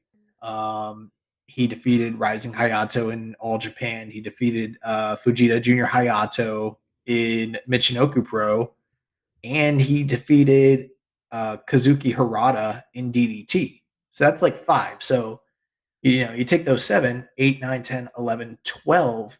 If hypothetically they had wanted for him to actually break the record, then you could have just made all of those matches title matches, and they would have worked as title matches, because we've seen Zack Sabre Jr. travel all across the world with the world TV title and rack up successful title defenses. I don't see why Hiromu couldn't have done the same thing here. And for whatever reason, they just didn't, and he didn't end up breaking the record. Yeah, I think it's just one of those things that we've said in the past where sometimes guys kind of shoot their own angles in those post-match comments. And because he was doing it so much, it did kind of seem like, all right, that's actually the direction. But it looks like it's just one of those things where they get the mic backstage and they just say what they want to say and kind of create their own stories and narratives, but it doesn't always play out in the booking. And so it kind of like that's what happened here. Like, that's obviously that was Hiromu kind of maybe politicking, campaigning to do that, but clearly there was either a change or that was never the plan from the get-go. But overall, still a very good matchup here. And yeah, we'll see what things look like now for Desperado as a champion and who's going to be queued up for him coming up in the New Beginning tour. Yeah. One last thing. I loved the red gear that Desperado had for this match. And, I don't know how I feel completely about Hiromu's gear. He was with the bullshit again this year. The shorts. It wasn't just the shorts, but like the whole get up for his entrance, which was like he just keeps adding tentacled creatures to his like jacket more and more. I also was sort of a little surprised at the lack of LIJ wins on this night, because everyone was sort of expecting the golden roll call with Naito. And I sort of thought that maybe the other guys in the group needed to be picking up wins, but then you had, Tsuji go down, and then you had Shingo go down, and then you had Hiromu go down, and I was like, damn, you're gonna have to, card out a bunch of losers at the end of the night. Yeah, I think that they probably did that to kind of set up a tease, like, oh, well, all of LIJ is losing. Can Naito actually win? Right. Yeah, I mean, that's definitely possible. Yeah. So following that, we had the IWGP Global Heavyweight Title three-way match to determine the first champion, and the Rebel David Finlay defeated Jon Moxley and Will Ospreay in 22 minutes and 17 seconds to become the first IWGP Global Heavyweight Champion. Yeah. We saw the unveiling of the new global title yesterday, or the day prior to this, at the press conference. And, Jeremy, when I first saw it, I was like, that's a pretty solid looking title. I like it. It's not bad. A lot of people talking about the fact that it's a white strap, like we had pretty much predicted on this show that it would be a returning white strap title, sort of the spiritual successor to the IWGP Intercontinental title. But after seeing that live on the show and then seeing it the next day as the champion brought it out, to the ring, I think that I prefer this belt and its design over the IWGP Intercontinental title. In fact, I would go as far as to say right now in New Japan, I think this is the best looking title design they have across the board.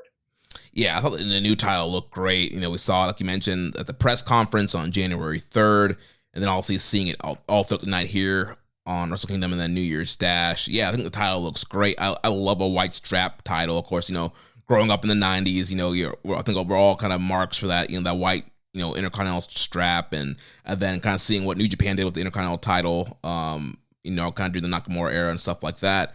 So yeah, I think the white strap looks great, and a lot of people really wanted it to be just called Intercontinental, but like we mentioned a couple weeks ago, like that would be New Japan admitting that they failed, that the whole merging of the title was failing. So essentially, like you said, spiritual successor here with this global heavyweight title.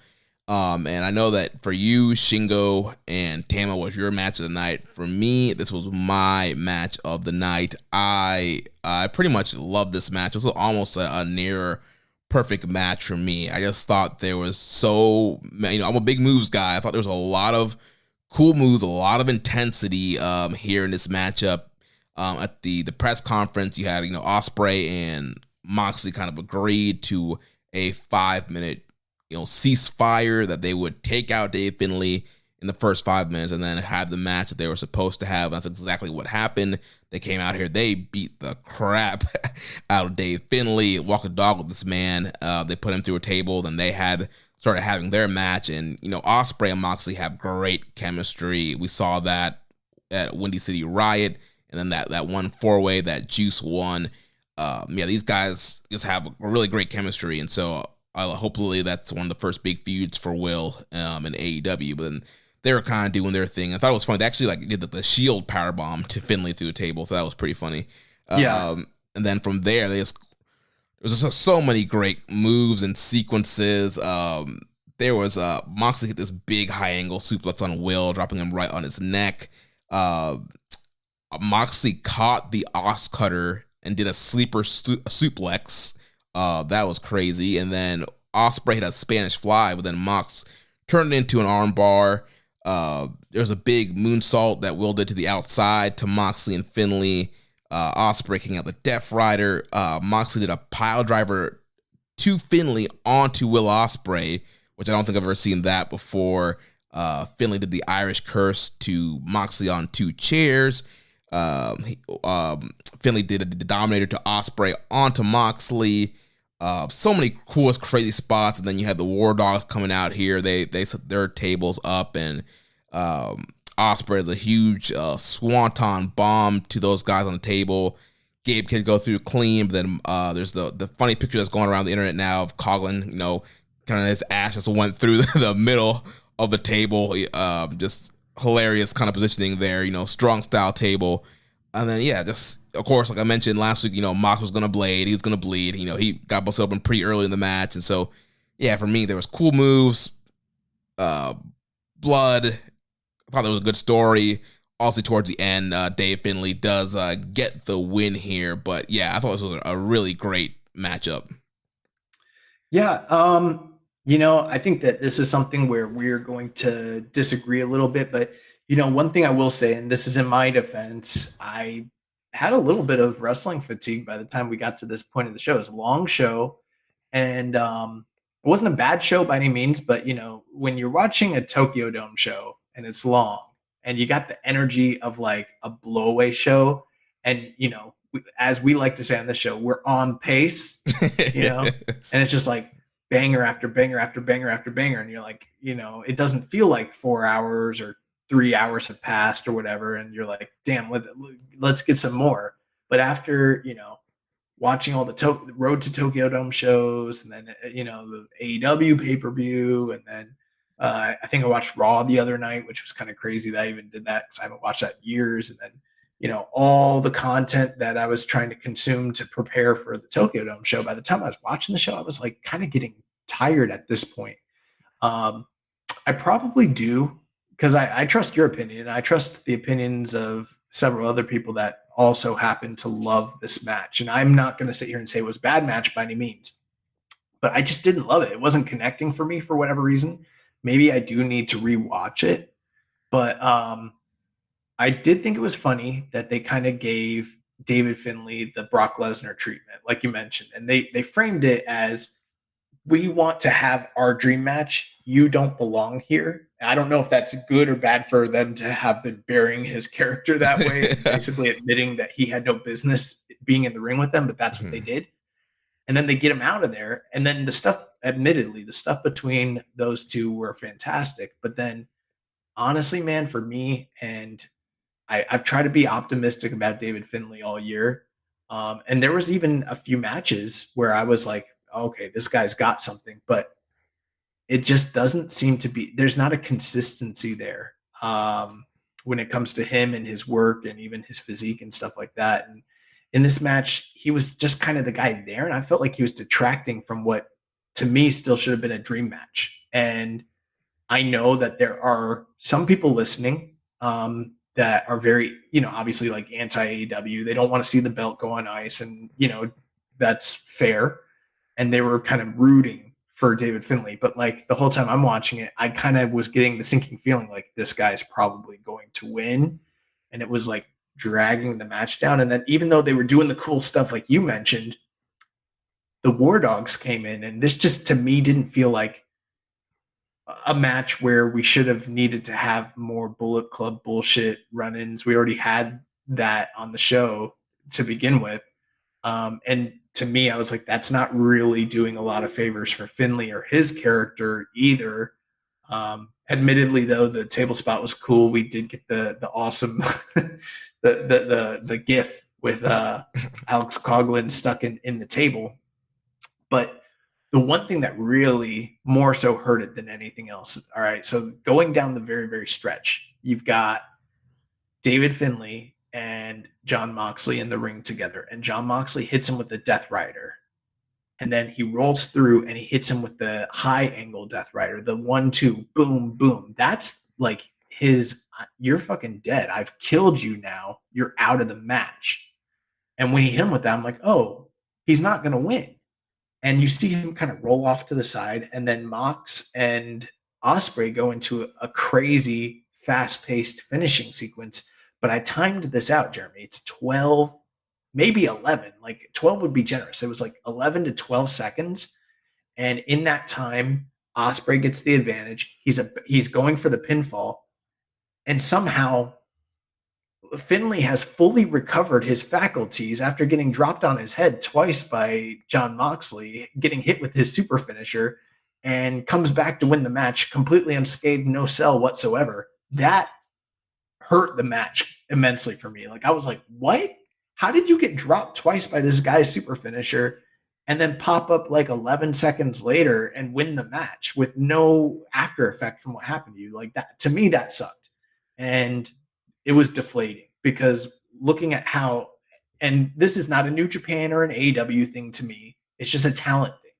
And when I look at Jon Moxley and I look at Will Ospreay, and granted, I know they're not part of this company anymore and they're leaving, but like David Finlay shouldn't be the guy. Like he didn't belong in this match. And it left a sour taste in my mouth watching him be the guy that won the title. And I know you're not supposed to like the heels, but like, I think there's other people in this company that could have been put in that spot and been better, honestly, at this point. And I feel like we've reached the point where the Finley experiment is a bust. And I know they're doubling down, but it sucks. Yeah, it should have been ELP. Yeah, that would have been a great guy to get a big singles win and capture a title. Yeah, I think with Finley, I think that was kind of the only option they had to go with here. It's not. I mean, that's not true. Well, I mean, for how they booked it, I'm saying, I mean, you don't want the title to go to Ospreay or Moxley, then Finley's your option. Ospreay's sticking around till early February. True, and they could have done a quick title change, but maybe they want the first champion to have a little bit of a lengthy reign. Do you want your first title in the legacy of that belt to read David Finley? I mean, honestly, I mean, from the kayfabe, I mean, Will should have come in as champion. I mean, right. What did he do to lose the US/UK title? He won. It got destroyed. Right. He won his last defense, but because this guy got the Fiend hammer and broke it, he is no longer champion. Like, that made no sense. So it doesn't make sense because a belt is not the actual recognition. It's just the trophy. Like when they took Hulk Hogan's Winged Eagle belt and they smashed it with the hammer, was he no longer the WWF champion? Right. Exactly. Will should have. They should have just awarded Will the global title, and it should have been his first defense. Yeah. So Will should have been in lineage, but yeah, I mean, they could have had Will won, then do a quick title change in February, but clearly based off New Year's Dash or the different direction they have for Will for his last big New Japan match. So yeah, we'll have to kind of see what Finley can do with this. And you mentioned, I feel like Finley, he's a guy that he has to be in there with a great guy to have a great match. He has to be in there for a Mox or Ospreay, but if you put him in there with a guy that needs to be elevated, he hasn't proved that he can fully do that yet. Well, another thing I noticed was during the lead up to this match, when they were doing the interviews on New Japan World and on social media, and then during the press conference, he started kind of unveiling this new aspect to his character where he's playing into the idea that he's the son of, multi-generation wrestlers and part of the Finley in their name and everything, and that he's a Nepo baby, and that the rules don't apply to him the same way they do to these other guys, and that he has no consequences and he gets undeserved shots. And that's fine. That's a great story, except we saw him unveil over this past year the war dogs and the savages and the rebel and the world needs the rebel and expect me and, bring bodies and bring gold. And he's supposed to be this badass and everything. And then less than a year later, we're moving him into like an undeserved sniveling Nepo baby role. That's, to me, just screams we're admitting that what we were trying to do isn't working and we're going to need to go in a new direction. And you've never seen a Bullet Club leader shift in the middle of their run, their entire persona like that, or feel the need to do it, which tells me that this isn't working, which is telling me this guy shouldn't have been in the spot to begin with. And I mean, if the David Finley that was, having those great matches with Will Ospreay last, and really showing up in not this year's G1, but the G1 prior, if that guy was still here and, was making those improvements and strides, I'd be all for it. I'd be like, yeah, let's do it. Because that's why we were optimistic about him being the guy to lead the Bullet Club in the first place. But it didn't work, and it's still not working at this point. And I'm like, what are we doing now? And that kind of, to me, that kind of hurt the match. I think I do need to rewatch it. I still went like 4. I was like 4 on it, which is quite a bit lower than where you're at. So maybe I do need to rewatch it, but I thought it was a very good, very fun match.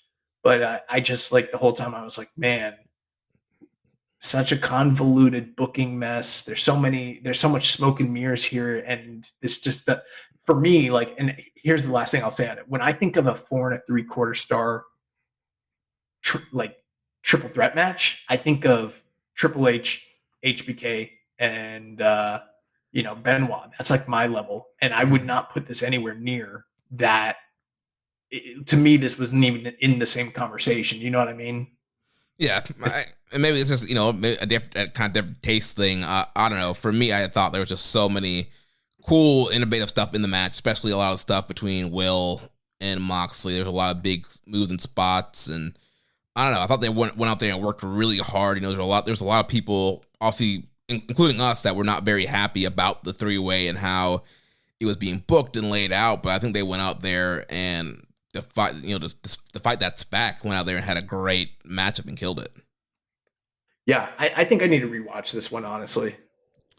And for Finley, I'll say this: listen to your father. He wants to work with you. He wants to bring the whole family together. Listen to your father, kid.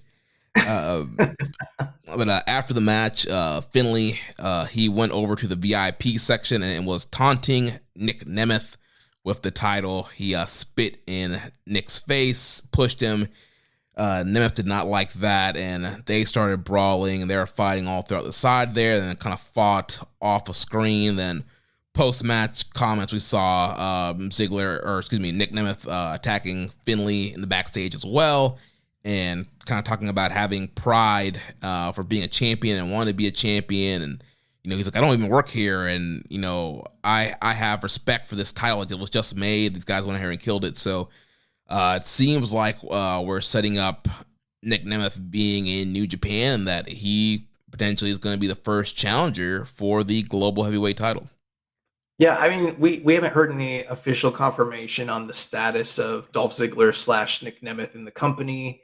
I don't know if this is going to be a long-term deal or sporadic, just several dates, similar to like the Jericho or Mercedes Moné sort of deal. But I'm not opposed to him being here. I liked the post-match angle between him and Finley. I thought it was really well done.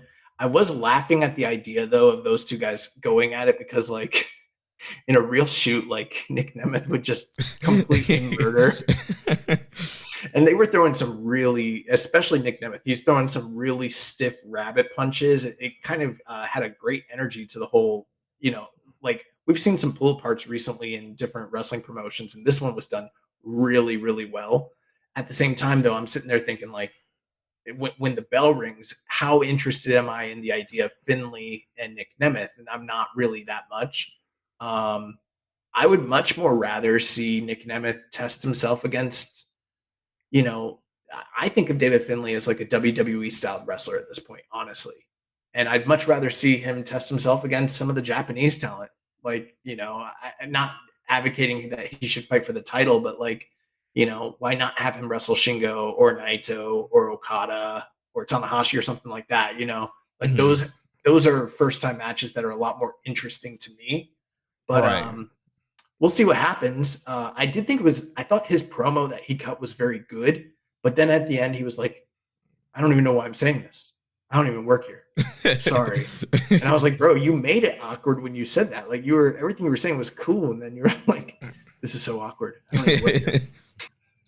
Yeah, promo was good. I'm kind of optimistic about a Nic Nemeth run in New Japan. There's a lot of guys when they leave WWE, they kind of rest on their laurels, they kind of rest on their names, and they really don't try hard on a lot of these dates they take, or they're kind of doing some lower profile things, or they're holding up promotional money to kind of get these big spots, not really delivering. But unlike some of his other, WWE guys that were released, he's making some big plays, big moves. I believe he did something in Mexico recently, and now he's here in New Japan. So he's kind of going out there and going to these spots where, top wrestlers want to go. And, he's been in the WWE system since way back in the day, OVW. He was Kerwin White's golf caddy on Sunday Night Heat. Like, this guy goes back to like 2002 or something like that, being in that WWE system. And so I think for a guy like him who has always kind of had a glimpse of greatness, and you can tell he's a guy that watched pro wrestling around the world and kind of tried to involve some of that in his style, I think that he's somebody that loves wrestling and is motivated, and I think a run in New Japan could be cool to him. I think it's very similar to almost like Jon Moxley, where, Moxley really loved professional wrestling and wanted to test himself outside that WWE system. And I think that Nic Nemeth could turn some heads here with a New Japan run. Yeah, I'm optimistic about him being in the company as well. And I think I think it'll be good, hopefully. Two things real quick. I know it's a little off subject, but they just announced Saturday, March 9th, heavyweight fight Joshua versus Ngannou in Riyadh, Saudi Arabia. Wow. So, yeah, that's pretty crazy. Anthony Joshua and Francis Ngannou. Another quick thing, the NJPW Tokon Shop did a collaboration with Nerds Clothing. I don't really know them, but they've got these 90s style t-shirts, and they've got one of Tetsuya Naito, and at the bottom it says "Keeping It Tranquilo." It looks like the what the fuck? Are we gonna make some money off this or no? Like, do we need to shoot them the cease and desist? Well, I'm sure there's a lot of stuff they can shoot us a C&D on, so I'll let it slide. Oh man! What do you mean we can't use strong style? Oh man! Welcome to Keeping It Inoki style. Keeping it Perezu style.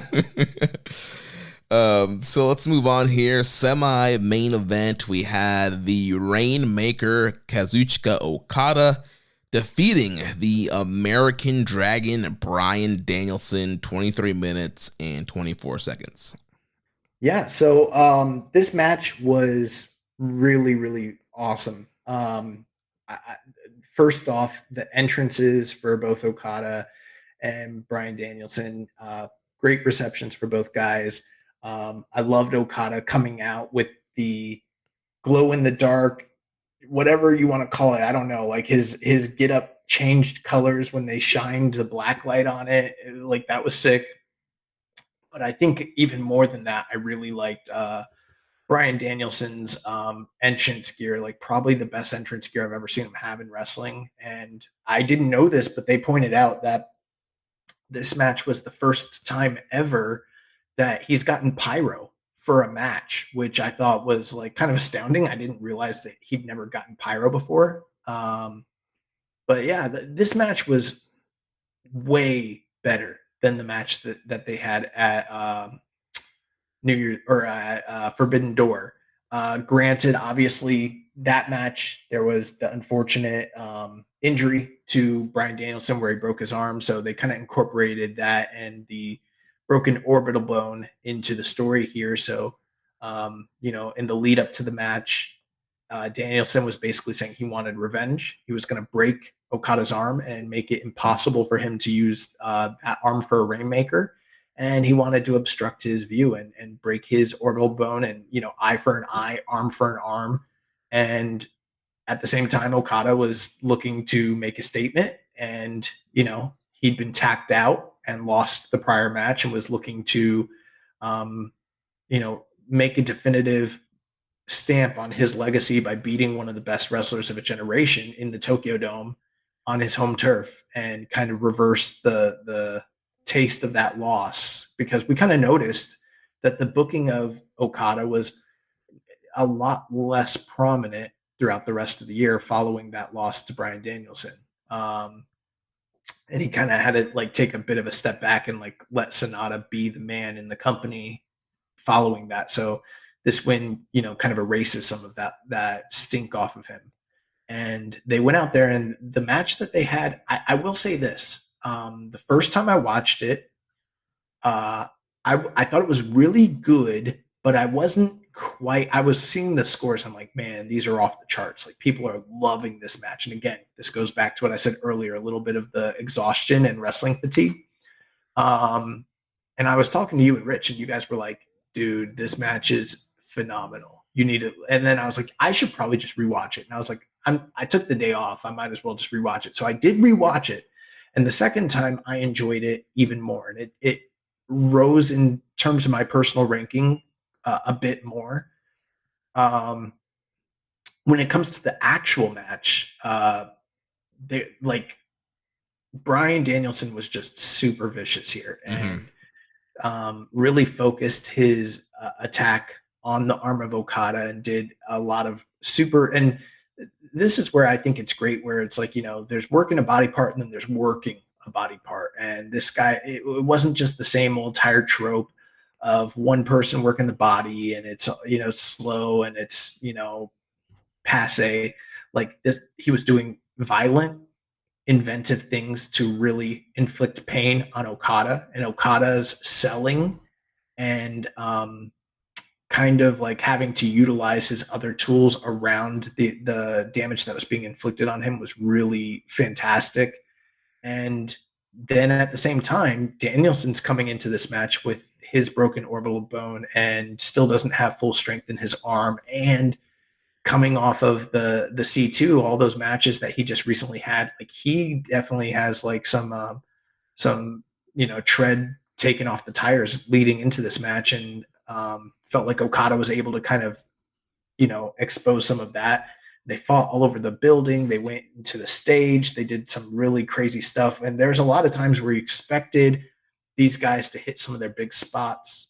And instead of hitting the big spot, they would have scouted one another. A lot of great counter maneuvers all throughout the match.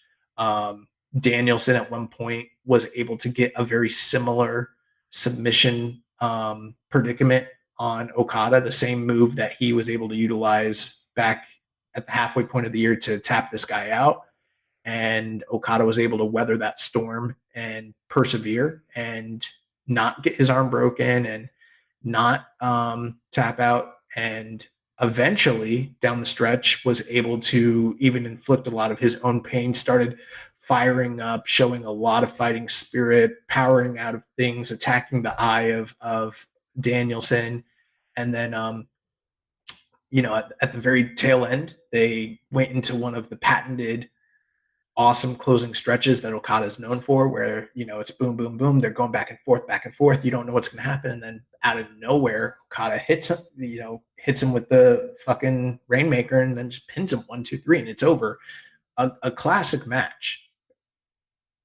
Yeah, I thought the match was great. I wasn't as high as a lot of people, though. I think Uncle Dave went 5.25 on it, and a lot of people throwing 5 stars on it.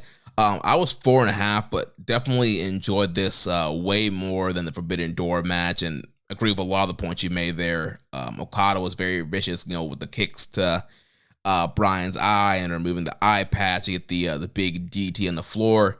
And then there was a great spot there where, Okada, he does that running crossbody a lot of times on the outside. He was getting ready to do that, but Bryan caught him with Psycho in midair. That was pretty cool. And then, like you mentioned, Bryan was very vicious on the attack on the arms. He took a wrist clutch, Northern Lights, which was pretty cool, landing on the Rainmaker arm. And he did a big super butterfly suplex into the yes lock. So a lot of really cool stuff like that to attack the arm. Okada, his kind of big comeback was hitting the tombstone on the apron on Bryan. And then, from there, you just had a lot of great back and forth reversals. Both guys kind of working over the injured body parts. And like you mentioned, Okada finally being able to hit that one last Rainmaker there to get the win. Really great matchup, but it wasn't quite that 5-star level for me. And I think that Okada and Bryan, I just think that there might be like a chemistry thing, or maybe just like, I don't know, like a size thing. Like Okada's not really used to wrestling guys that small as Bryan, and also having to like sell as much damage. I feel like guys are more, maybe not as tall as him, but kind of more in like heavyweight sized wrestlers, and maybe that has something to do with it. Or maybe it's a guy that kind of pushes him a little bit more like Kenny does. But overall, still a really great match. Okada gets his win back. The AEW haters rejoice. Seeing Ospreay and Bryan take losses here tonight, and the Rainmaker is back on pace here. Yeah, I mean, for what it's worth, there have been a lot of complaints about the AEW New Japan partnership, and with good reason. And it was a bit refreshing to kind of see some of the bigger stars being able to take pinfall losses clean to New Japan stars. Granted, it was at the Tokyo Dome at Wrestle Kingdom, so it makes sense. But yeah, that's a good thing. One thing I did want to point out, though, and this is, two things. I'm like you. I was a little lower on this match than other people, even though I thought the match was great. I'm at 4.25. So I thought this match was a really good, proficient, professional wrestling match with great story beats. But, one of the things with me when it comes to rating is like, you kind of got to get my blood pumping. You kind of got to get me invested to where I'm like popping out of my seat and like loving what's going on. And I enjoyed the match. It in a certain sense, it's wrestled perfectly, but it never got me there. And I think it might have a little bit to do with what you're saying. Like, I think there might be some chemistry, snafus when it comes to these two guys. Maybe they just don't have that next gear when it comes to one another. I don't know. But like, for me, I felt like with them working the arm as great as everything like that was, I would have wanted them to kind of almost quasi sell the idea that Okada did break his arm. And that never really kind of happened. So there wasn't that added element of fear and dread for Okada's safety. It just didn't get to that next violent level that I would have wanted. And with the danger of the eye of Danielson, I would have thought maybe there'd be a blade job and he'd be selling that eye, and like maybe like it didn't feel like a desperate fight. And this match wasn't the dream match that the first one was. The first one was supposed to be like that classic professional wrestling, beautiful storytelling.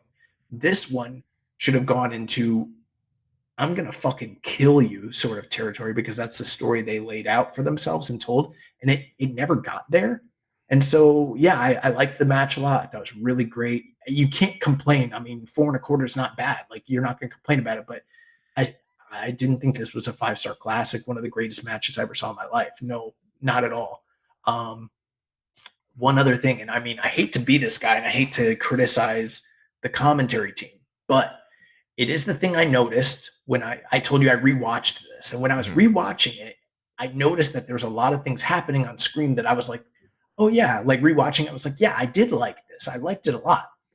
And then I was listening to the commentary and I realized that I personally feel like they were detracting from what was happening in the ring.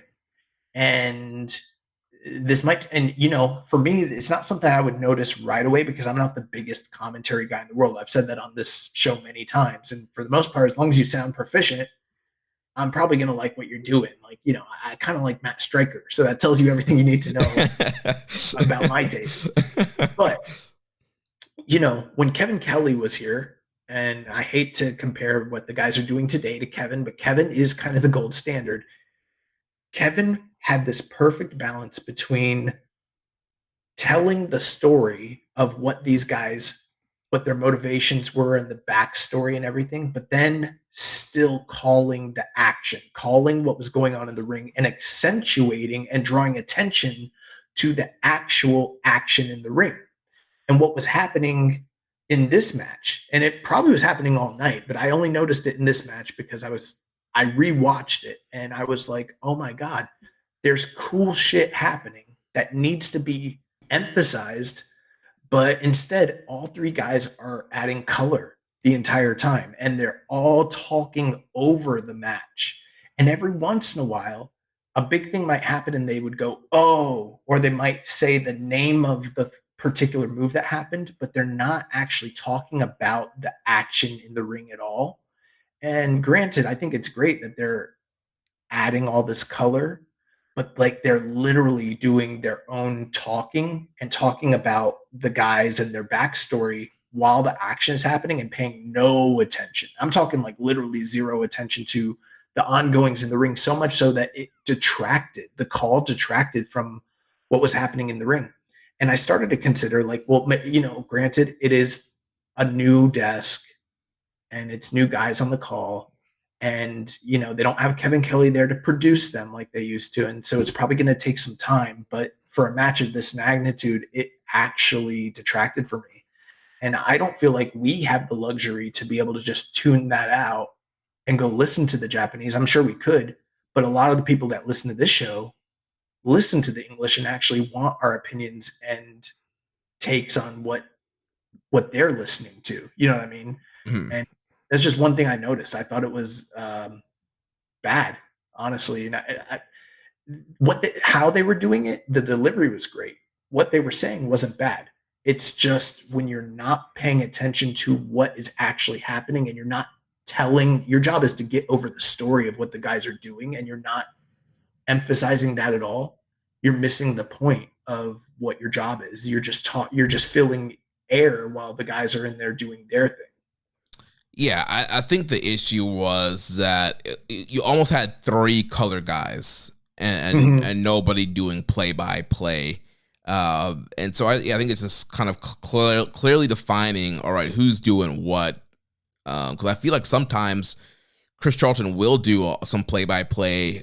He knows the moves and he'll call stuff, and then he'll switch back to doing color, and then Walker's kind of doing both sometimes too. And then you have Rocky on there who's kind of giving like the wrestler perspective. But yeah, at points throughout the show, it does seem like, all right, you kind of have 3 guys doing color. Nobody's kind of giving you the whole by whole play-by-play, but it didn't really detract too much for me. But I do see where that could be an issue and could be an issue going forward. But also, like we said, it's Walker's still new to the New Japan style. Chris is great, and it's been a while since Rocky's been on commentary, and he's kind of doing his thing. So yeah, I just think that you need time to kind of gel and create the chemistry and create this team. And I mean, I'm confident over time it'll get better. I mean, Walker has a great voice. He's done a ton of commentary before. So well, that desk, I mean, it's each one has a defined role. You've got, the play-by-play guy, you got the color guy, and then with Rocky there, you got like the expert analysis, like the worker's perspective. And I just feel like a little bit they lost their way, because they were all just kind of doing color the whole time. Yeah.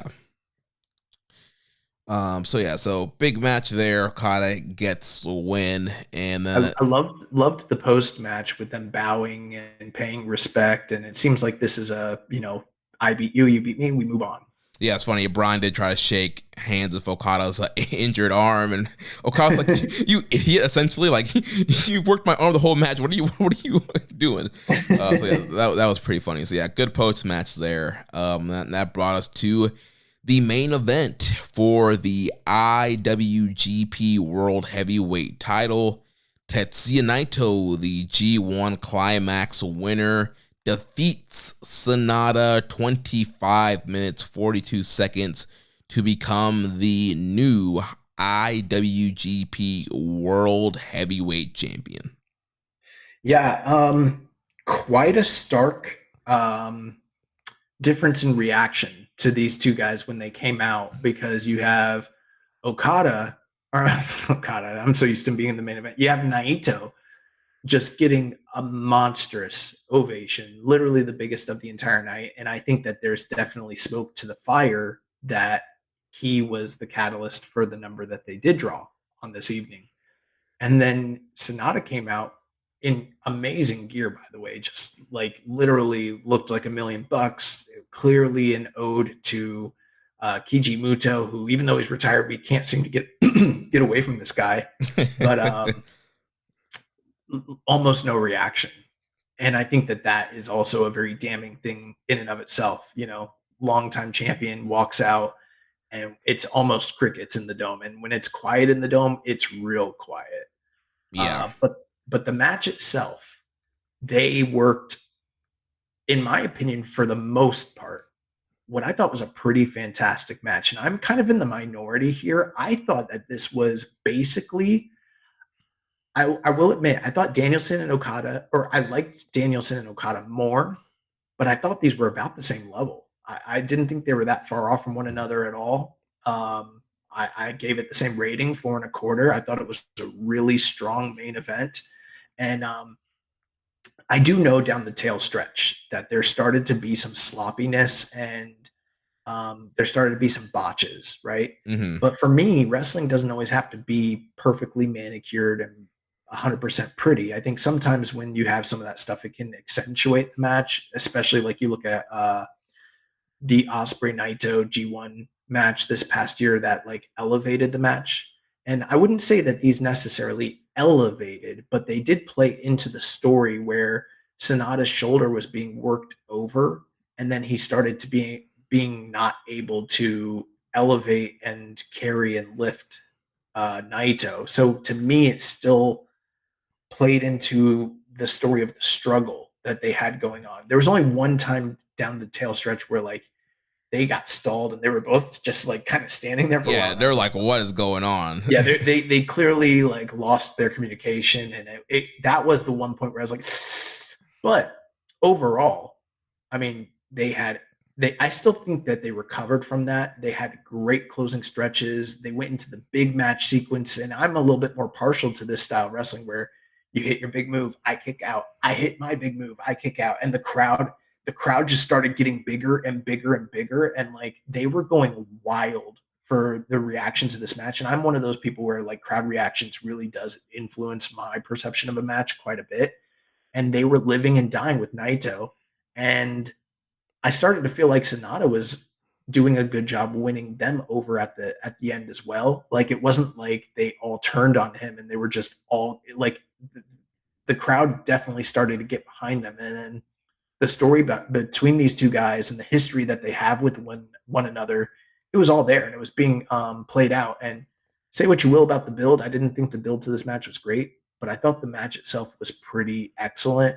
And then for Naito to get the big win at the end there with the Destino, I couldn't figure out how it happened, but he got his head busted open off that Destino. I'm assuming like Sonata's head must have came up and clunked him, because I watched it a few times and I couldn't see what connected, but he was bleeding bad. But picked up the clean win, 1, 2, 3. Sonata, goes off crying. Taichi's out there to console him. And, I thought it was great. And then, the only bad thing about the post-match was Evil and House of Torture coming in to try and ruin the post-match golden roll call. But even then, they kind of salvaged Sonata's character a little bit in that he played defense and they paid respect to one another. Naito got to do the golden roll call, even though it was less effective to me to do it without all of LIJ there. But either way, the crowd was sent home happy, and I thought it was a really great finish to the show. Yeah, I really enjoyed the match. I also went 4 1/4 on it. I know for a lot of people, it was their match of the night. I know a lot of the Naito fans were super happy, and that was a great moment. And yeah, it ended up being a great matchup. I think for me, and it's probably unfair to them, is, I compare this to other Tokyo Dome main events, and was it? Oh, for sure. Was it on the level of Omega Okada Tanahashi, Okada Naito, Ibushi Jay White? Was it on the level of all those? Like, I want my Tokyo Dome main event to be what we've been seeing the last 5-6 years. This kind of blowout big match. Even Okada Shingo. Like, there's been a lot of great big matches on these double dome shows and the dome shows over the last the Keepin Strong Style era of Wrestle Kingdom, and that's what I wanted to see. And a lot of those main events had a lot of great heat, great stories, great matches, and like you mentioned, the bill was kind of lacking here. And then the match, while it made the notebook, it was a notebook match, 4 1/4. To me, I did feel a little deflated, a little disappointed that we kind of ended on that note and not on something that was like, oh my gosh, like this was a match of the year contender. Well, in all fairness, though, this is the same. I know that there's going to be people listening thinking that I've sounded pretty negative on quite a few portions of the show, but I'm coming from the same place you are. With the logic you're applying to the main event is the same logic I apply across the board. When you compare what this show was, it was a good show, but when you compare it to Wrestle Kingdoms of years past, and that's where I'm kind of coming from. I'm like, I know how good this company can be when it's running at its best. And for the most part, 90% of the show wasn't that, you know what I mean? And that's kind of the standard I hold this company to. Yeah. So, I mean, overall, great matchup. It told a good story.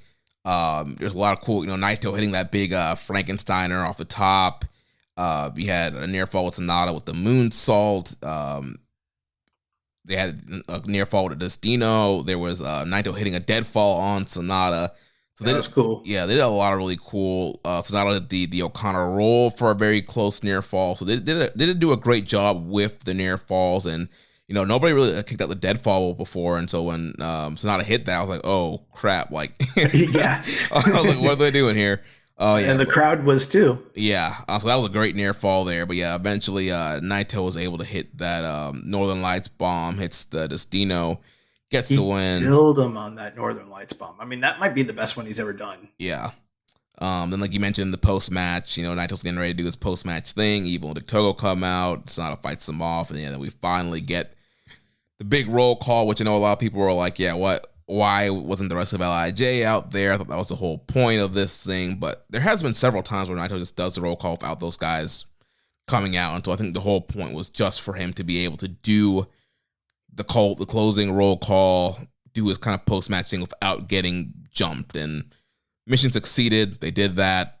They sold shirts off of it. Big moment. Naito fans rejoice. They finally get their moment. Naito is a man. He's a world champion closing out the dome. Yeah. So we move on to the next day, earlier today, New Year 2024, January 5th, from the arena at Sumisida City Gymnasium in Tokyo, Japan. There was an attendance of 2,910 in attendance. And Jeremy, I don't know about you, it's been a long show, so I'm guessing we just kind of go over the results, couple quick thoughts, but we'll kind of talk more about the story beats, what kind of was developed and came out of this show. And if you're listening and you're not familiar, New Year Dash is always the show post Wrestle Kingdom where we don't know what the card is ahead of time. It's like a mystery vortex style where everything occurs live and then you kind of get surprised about the matches. And most of the major storylines that are going to be established during the months of like January, February, March start here. So first match of the night, we started off with a surprise where we got special singles match between Hiroshi Tanahashi, and he defeated Ryosuke Taguchi in 5 minutes and 40 seconds. Prior to the match, though, they got on the mic and Taguchi basically said, since we're taking this company in a new direction and you're the new champion, I'd like to challenge for the NJPW World TV title, and Tanahashi obliged. Right, yeah, I made a call out to the president, and you're the president, you can do this. And so, yeah, it had a quick little 5 minute and 40-second matchup there. Kind of some ha-ha at the end where Taguchi exposed the president, but Tanahashi used it to his advantage, put his butt in Taguchi's face on the roll-up, and I got the win. My girlfriend was walking by, she's like, that's the president. And then post-match, we got a little mini vignette VTR video, and it was none other than Matt Riddle, the King of Bros, doing a little video and challenging Tanahashi. So, 5 years later, we're finally getting Matt Riddle in New Japan. Yeah, when people talk about restoring the feeling, I told Rich today, I was like, they restored the feeling today because when this company was in its top heyday, they didn't care about women. And today we learned they still don't care about women because they hired Matt Riddle to come work for this company. Yeah, obviously you can look it up if you don't know what, all the allegations and sexual misconducts that's been thrown Matt Riddle's way, and just kind of the behavior he's had. I mean, he even got to the point where, WWE had to release him, and he was heavily featured on their show, big part of the, the Rated RK Bro, and they were doing a lot of stuff with him. And, Matt Riddle, he is a great professional wrestler when he has his head on straight. And I think from an in-ring standpoint, he will be a great addition to the roster. This is something we wanted back in the day before we even knew about the allegations. And, there was a New Japan offer made to him before he went to NXT. But separating the wrestling part of it, clearly there's a lot of allegations. There is him just not being safe to be in a locker room. I guess, there's no women in New Japan, so maybe, I don't know. But we've seen that New Japan, they don't really take a lot of seriousness behind the Americans when they have allegations and misconduct, because the Japanese audience is probably unaware and don't know exactly what's going on with him, and they can kind of hide that in Japan. Yeah, and this is, par for the course when it comes to New Japan. We've seen that they've been willing at different times. They try to bring Marty Scurll back, even after everything that happened with him and speaking out.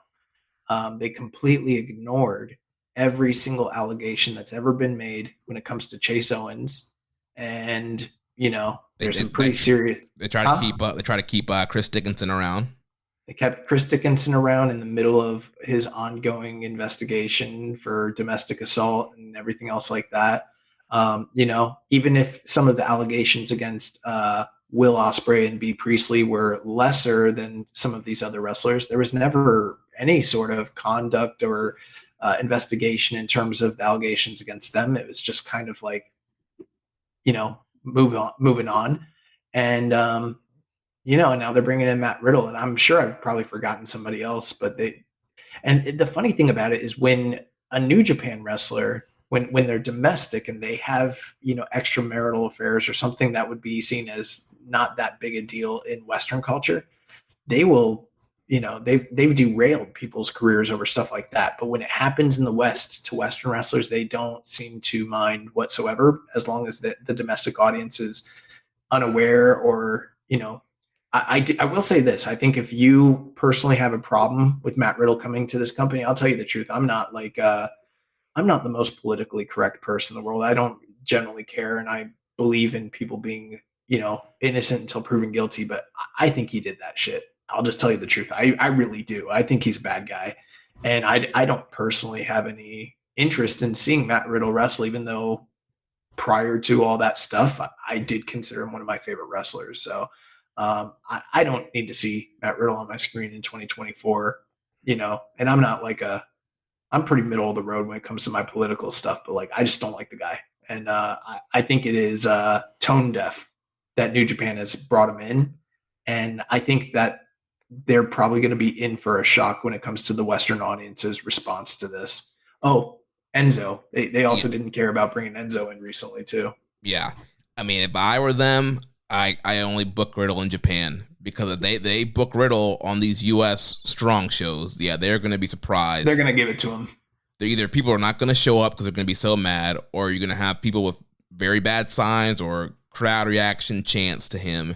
So if I'm them and I'm going to go do this, I'm like, Riddle, you're only showing up in Japan. You're not coming. You're not being on the U.S. shows. I don't think they should have hired him personally, but whatever. Yeah. But we move on. So Bishamon wrestled Kaito Kiyomiya and Ryohei Oiwa 7 minutes and 40 seconds, and they picked up the win here.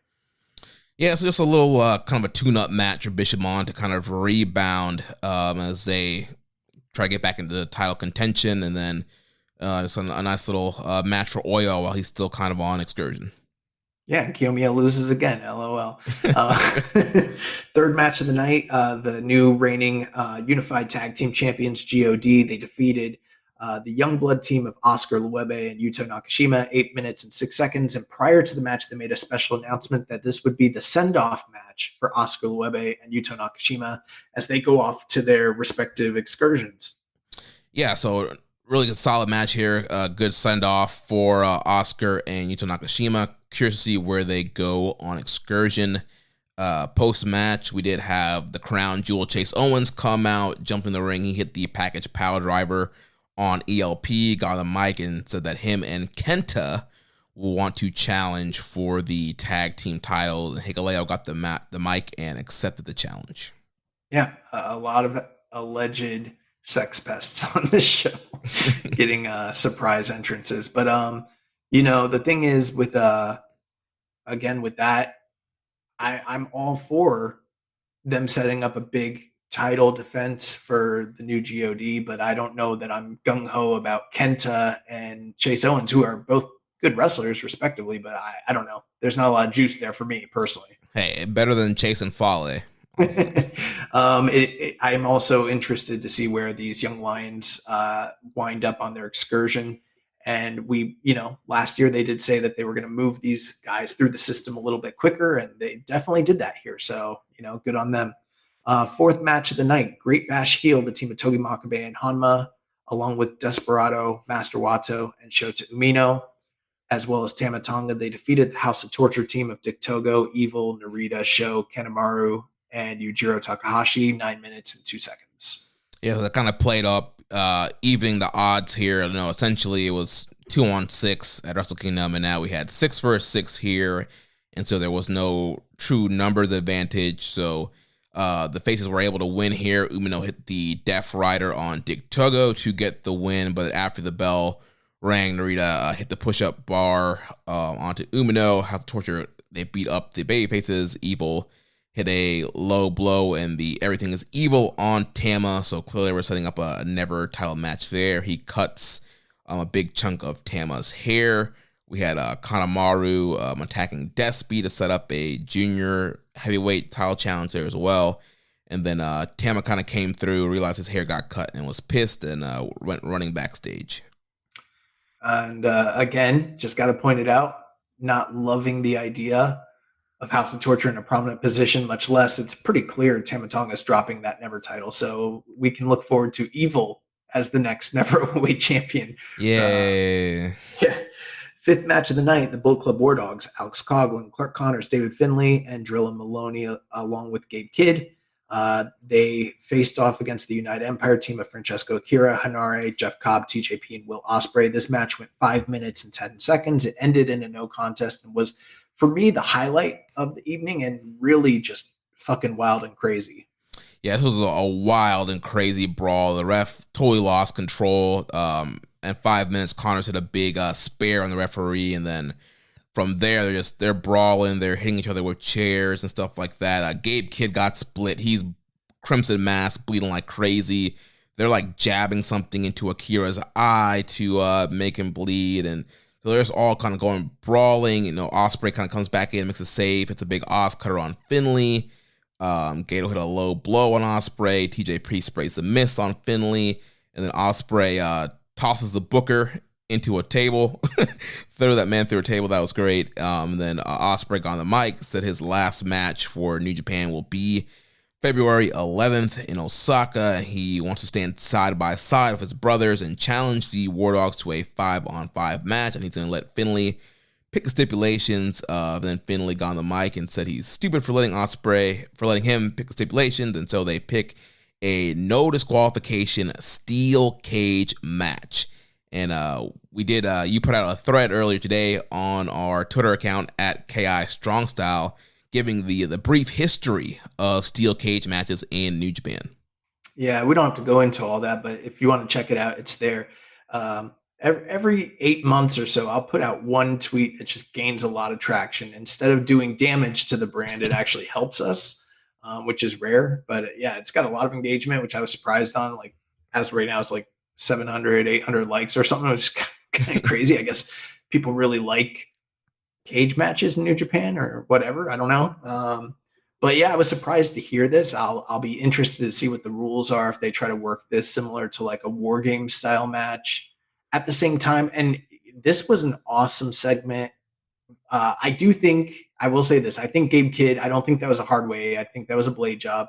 But kudos to the camera people because they obscured it in such a way to where you wouldn't know one way or the other. And that's key. But this was really like wild. I mean, there was a point where I was like, holy shit. Like I was kind of freaking out. My girlfriend came in, she's like, what? And I was like, oh, they're tearing the fucking arena up. Like there's people that might get, like it almost looked like they could hurt the people in the crowd. So I think the cage match stipulation definitely works because they need to be contained and kept away from the people. So that works perfectly. And there've been very, very few steel cage matches in New Japan history. So we're finally getting the first one in like, modern times, in the Bushi Road era. And the only thing about it, and this is my one misgiving. Well, there's two.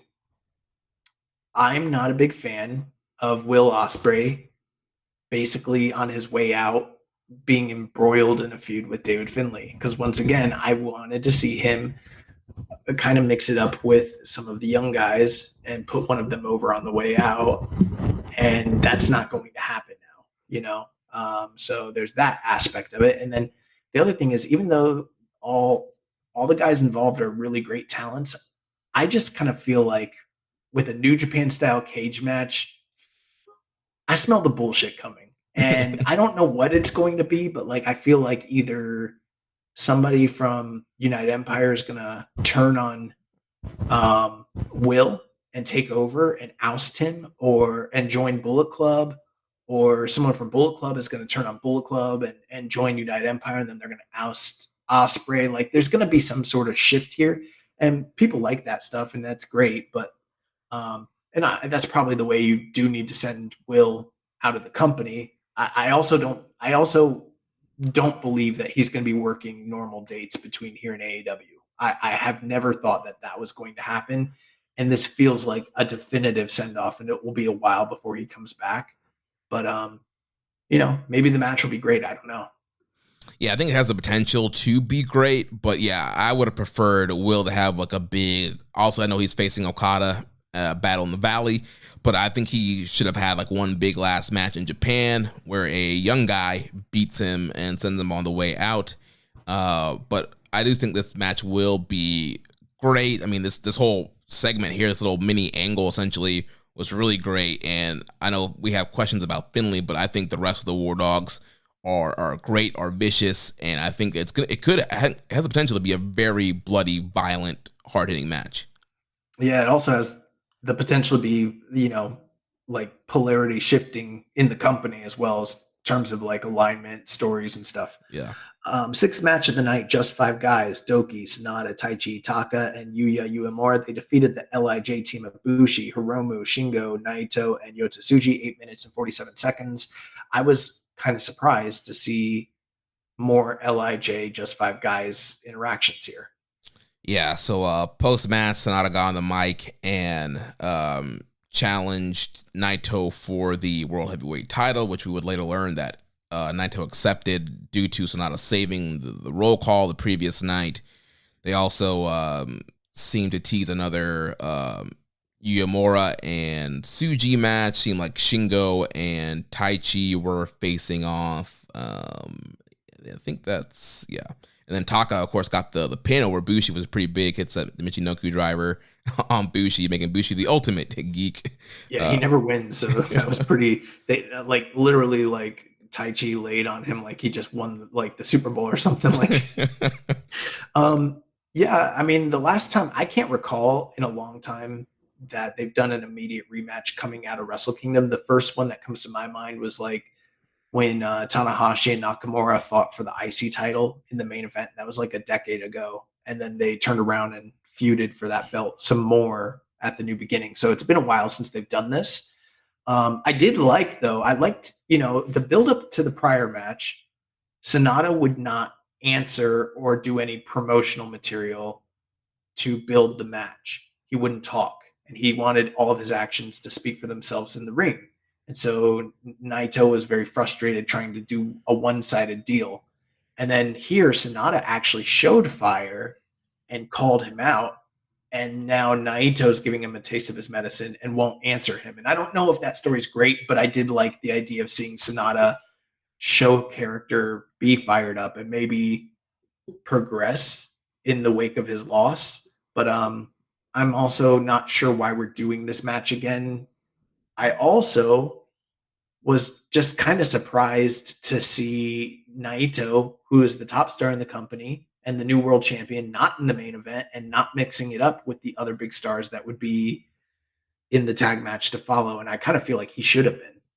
Yeah, I mean, 6 match a night, not even in the semi-main event spot. Pretty interesting to where they slotted that. Yeah.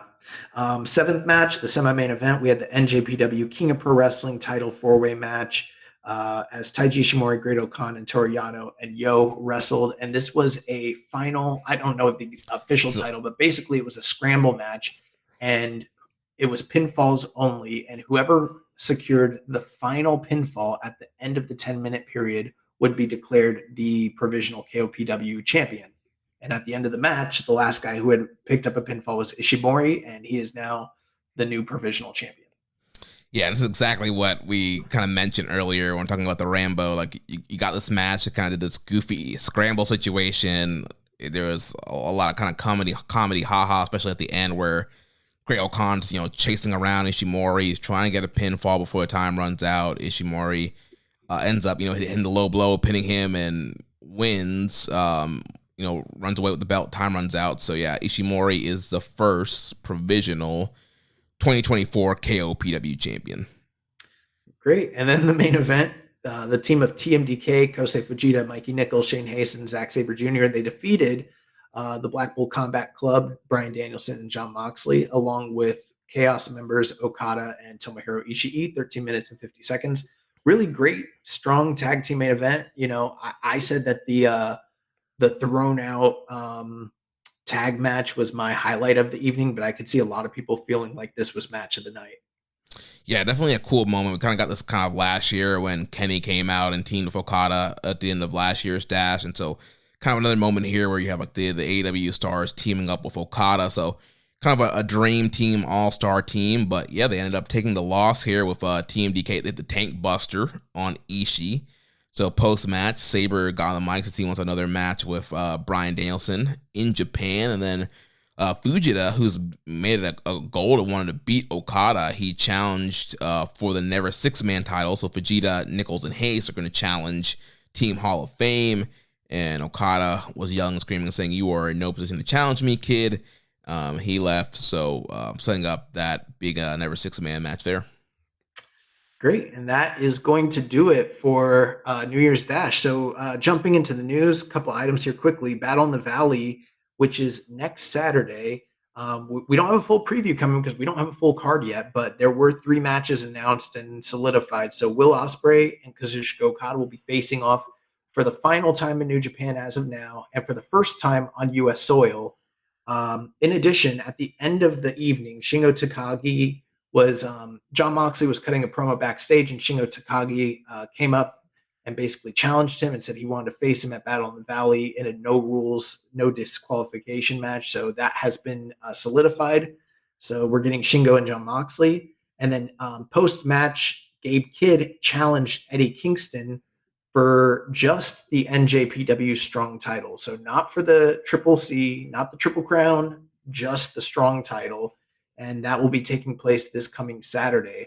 And Jeremy, I think it is fantastic that you and I, living in the States, only knew that these 3 major matches were going to happen a week out, because we can definitely jump on a plane now, take time off from work, and go see these incredible matches. All right, yeah, plane tickets won't be expensive now. Hotels won't be expensive. Yeah, I get it. I understand why they do this from a kayfabe standpoint, but they got to find a workaround. If you're going to have a big show like this with big matches like this, like at least plant the idea, tell us who's going to be on the card, do something, because right, promote this show. Yeah.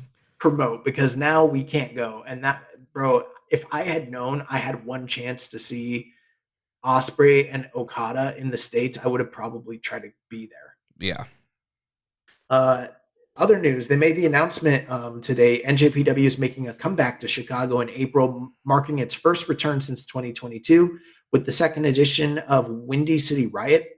The company revealed on Friday that they'll be hosting at the Wintrust Arena Friday, April 12th, starting at 8 p.m. Eastern Time. General public tickets are going to go on sale Friday, January the 2nd, with a venue exclusive pre-sale. Oh, I'm sorry, January the 12th. With a venue exclusive presale scheduled for Thursday, January the 11th. Ticket prices are going to range from $29 to $39 for stand A and stand B, and $199 to $299 for ringside seats. So that's like a 10,000 plus seat building. So pretty lofty goals for them. The biggest show ever for NJPW Strong's brand. Yeah.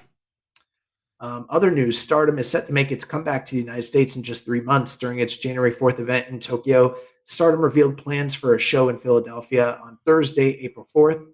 This event will be part of WrestleCon and will be hosted at the 2300 Arena, a.k.a. the ECW Arena, and it is titled Stardom American Dream 2024 in the Keystone State.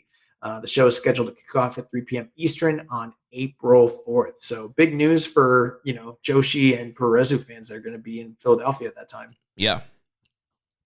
Stardom, Itenion Stardom Gate 2024. There was 2 big developments. So in the main event, Mayu Iwatani, she was successful in defeating Shuri to defend the IWGP Women's title at 19 minutes and 6 seconds. Great match. We'll probably review it here on the show at some point. If you haven't seen it, I highly recommend it. And then earlier in the evening, the Divine Kingdom, Micah and Megan Vane wrestled Julia and Suzu Suzuki. to a time limit 20-minute draw. And post-match, Julia disbanded Donna Del Mondo, and the rumors are that she's heading to WWE/NXT. She is currently the NJPW Strong Women's Champion. Yeah, so expecting that they'll probably get the belt off of her pretty quickly. I believe she is going to be at Battle in the Valley. But yeah, very interesting developments here with Julia. On January the 2nd, Noah, the New Year 2024, there was a lot of cross-promotion between New Japan and Noah on this event. Tomohiro Ishii, he defeated Masa Kitamiya 15 minutes and 4 seconds. Again, an incredible match. If you haven't seen it, highly recommend it. We'll probably review it on the show. We're already just starting off the year, and there's a lot of great excursion matches that have taken place. Later in the evening, Go Shiozaki defeated Satoshi Kojima, 13 minutes and 56 seconds. As well, the team of Yoshinori Ogawa and Zack Sabre Jr. defeated Hayata and Hiroshi Tanahashi, 17 minutes and 36 seconds. That was a preview for the TV title match that would take place 2 days prior or after. As well, there was a 12-man tag team elimination tag team match as Daiki Inaba, Junta Miyawaki, Keito Kiyomiya, Ryohei Oiwa, Shota Umino, and Shuji Kondo. They defeated the House of Torture, all 6 members, 26 minutes and 14 seconds. And then finally, the last bit of news from coming out of that's just kind of adjacent, but Kota Ibushi defeated Naomichi Marufuji in a 33-minute, 26-second main event that is being labeled as one of the absolute worst main events in the history of Puroresu. Reportedly, Kota Ibushi had a laundry list of ailments and injuries going into this match, and further injured himself even further in the match, which is very, unfortunate and sad to hear, especially since we're such big fans of him on this show. Yeah, apparently broke both of his ankles in that match, and he's tweeting now saying that he got scammed by some clinic prior to the matchup. So yeah, there's a lot of injuries and ailments. So hopefully Ibushi gets better. But yeah, definitely rough stuff here for the Golden Star. In 2023, the collaboration between the New Zealand Dojo and NJPW Tamashii brought forth a new project known as Lion's Den. They're going to be having another New Zealand Dojo exclusive showcase events taking place throughout January. Lion's Den is set to make a weekly comeback featuring events every Saturday with a $10 entry fee for adults. So that will also be taking place in conjunction with 2-day seminars and tryouts that will take place at the New Zealand Dojo February 2nd and February 3rd. So kind of surprised that New Japan is still associating with the New Zealand Dojo after the reports of, all the controversy that was going on with that. And we'll see how that shakes out, but I'm a little surprised. Yeah. In the latest release of the Wrestling Observer newsletter, Dave Meltzer shared insights into WWE's interest in forging partnerships with Japanese promotions. Meltzer mentioned that Triple H is exploring potential alliances in Japan for the future. The initial phase involved NXT collaborating with All Japan, highlighted by Charlie Dempsey's recent Triple Crown Championship challenge. Additionally, WWE is actively seeking a women's promotion to align with, and the internal discussion revolving around them even possibly trying to reach out and work with New Japan Pro Wrestling. Yeah, so here we are once again, WWE trying to get their claws into Japan. And also we saw the whole thing Regal's son, Charlie Dempsey, challenging for the Triple Crown Championship at All Japan's New Year's show. And yeah, there's rumors of them trying to get a Joshi promotion and even trying to work with New Japan again. And also the whole kind of united front that New Japan has with the other promotions and the AEW partnership. I doubt that's going to happen. I made a joke in a thread today. I said one thing that fans that the WWE has that they could work with New Japan is be like Tanahashi. I know you love Shawn Michaels. do you want to work with Shawn Michaels? But yeah, I think he might say yes to that. Yeah, yeah, I think we should be safe as far as WWE working with New Japan. But yeah, they're definitely they're making efforts here to get into Japan and find people to work with. Yeah, and at the same time, All Japan Pro Wrestling, and we don't cover them, but reportedly they've had a banner year, and right now they're in the middle of a really hot storyline and angle, surrounding Katsuhiko Nakajima, as he's kind of become like an Enochiist. He's adopted a lot of the strong style iconography and kind of dedicated himself to being like an Inoki apologist, and took on Kento Miyahara in a really fantastic main event recently, and kind of just getting heel heat playing off of the age-old rivalry between Kings Road and Strong Style. All at the same time, there's a huge exodus of leadership and wrestlers from All Japan. And I don't know if it's in conjunction with what's going on with WWE or if it's just unrelated, but there's a lot of people worried that there is this collaboration taking place with WWE and All Japan, and that they've kind of they're essentially picking their spot at a vulnerable company, legacy company, to kind of make inroads into the Japanese market. So we'll keep an eye on that. But you kind of combine this with what's gone on with their recent deal with the Bima Sports and everything like that, and you have to be very wary anytime WWE potentially moves into a foreign market. As well, today there was an announcement. Representatives from 6 different wrestling promotions in Asia, they've officially formed what is known as the Asia Pacific Federation of Wrestling. Members from Japan include NJPW and Stardom, DFW from China, Puzzle from Taiwan, Setup from Thailand, and Grapple Max from Singapore. And this new group, known as the APFW, is aimed to kind of expand wrestling across Asia with like cross promotion and talent sharing. Kind of interesting that this is happening right at the same time that New Japan supposedly is doing the same thing in locally within Japan with all the other domestic companies. I don't know what to think of this, but it's very interesting. Yeah, it almost kind of seems as defense as them trying to build themselves up as the market leader in Japan and in all the Asia region to kind of to stop WWE or other companies from trying to take over. I think it's a response to that, yeah. And then the last bit of news here, former wrestler Masashi Ozawa, better known to wrestling fans as Killer Khan, passed away on December 29th after collapsing in his bar in Tokyo. He was 76 years old, and we don't have the time or capacity here to do a full obituary write-up and retrospective, but I did listen to our friends over at Voices of Wrestling, and they spent a good portion of their last episode detailing the long storied history of Killer Khan, as he was a major wrestling star across the territories as well as here in New Japan Pro Wrestling, and definitely saddened to hear about his passing. If anything, I would say one big recommendation, if you've never seen it, go out of your way to look for the 1982 singles match between himself and Andre the Giant, the famous "It's Not a Choke" match. It's not a choke. It's one of Andre's best matches on tape, and kind of gives you a good glimpse into the talent that was Killer Khan. And our thoughts and wishes go out to his friends and family. Well, that's going to wrap it up for the news. Last thing here before we get out of here, recommended match of the week. So last week you did recommend for us to watch the World Historic Welterweight title match between Mascara Dorada 2.0 and our good friend Rocky Romero from CMLL's Super Viernes from December 15th. Yeah, so I mean, I just watched this today, and I know that you did too, Jeremy, and this was awesome. Like really, really, really just awesome.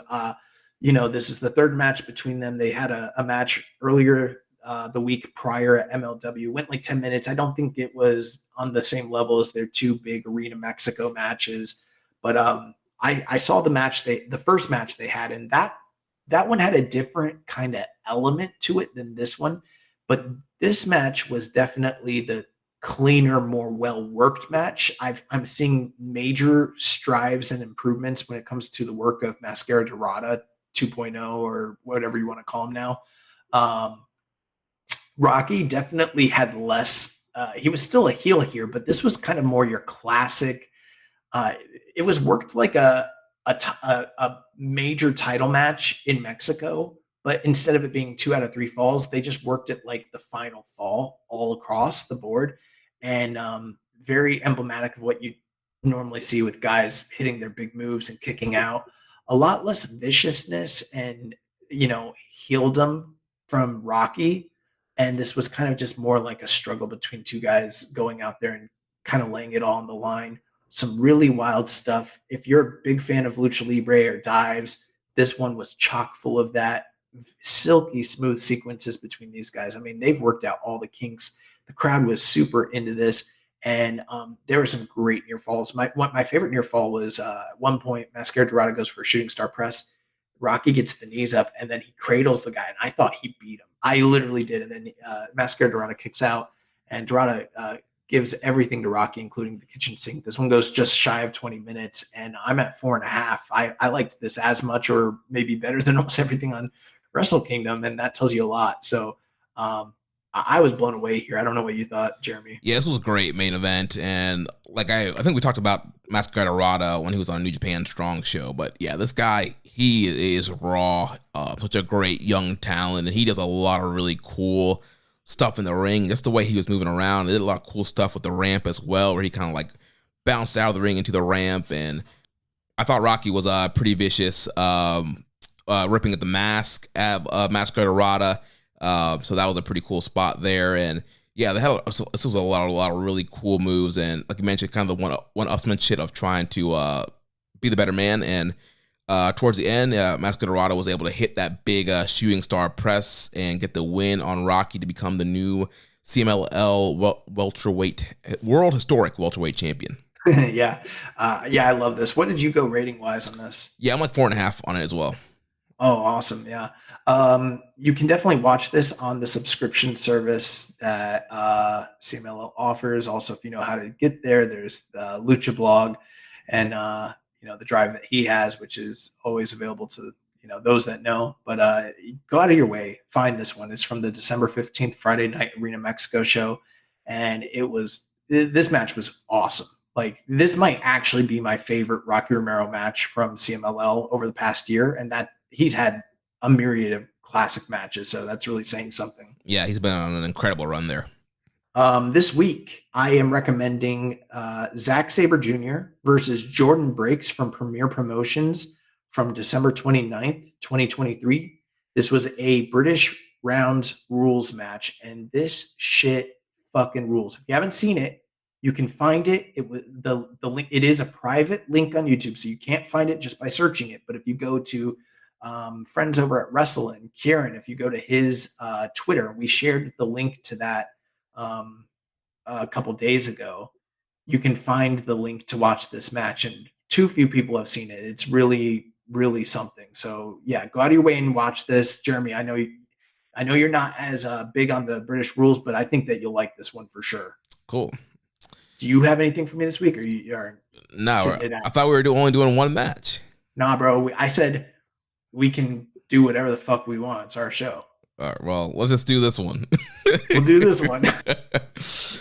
Oh, man. Well, thank you, everybody, for tuning in to our Wrestle Kingdom 18 review. Next week, we'll be back to announce the winners of our 2023 year-end award. Started doing the tabulations, the calculations for that today. I think you guys will be very happy with the winners in the categories.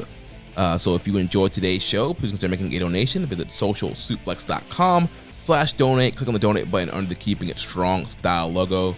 Make sure to connect with us on social media on X. The show is at KI Strong Style. Follow the network at Social Suplex. You can follow me at Jeremy L. Donovan on Facebook. Follow us at facebook.com/Social Suplex and the Wrestling Squared Circle Facebook group. On Reddit, I am the Pro Black Guy. Y'all just keeping a strong style. Join our Social Suplex Discord server to interact with us and other wrestling fans.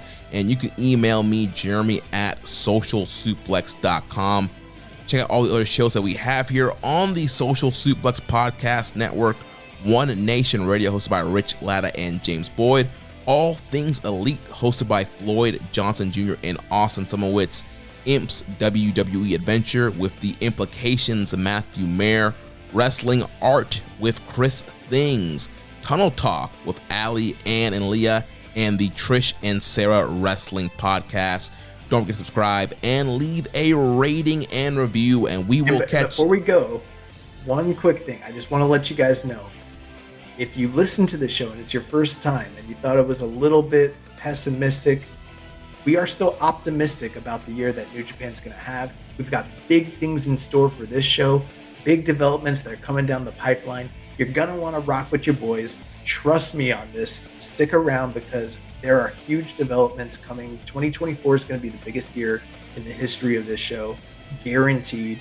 And I really think that next week's, awards episode, thank you everybody that voted in that, because you're really going to, that's always one of the best episodes that we do. And I think people are going to really enjoy to see the results of those votes and what 2024 looks like. Yeah. So we will catch you next week on Keeping It Strong Style, the ace of podcasts. Ichiban. Thank you for listening to Keepin' It Strong Style. We'll see you next time.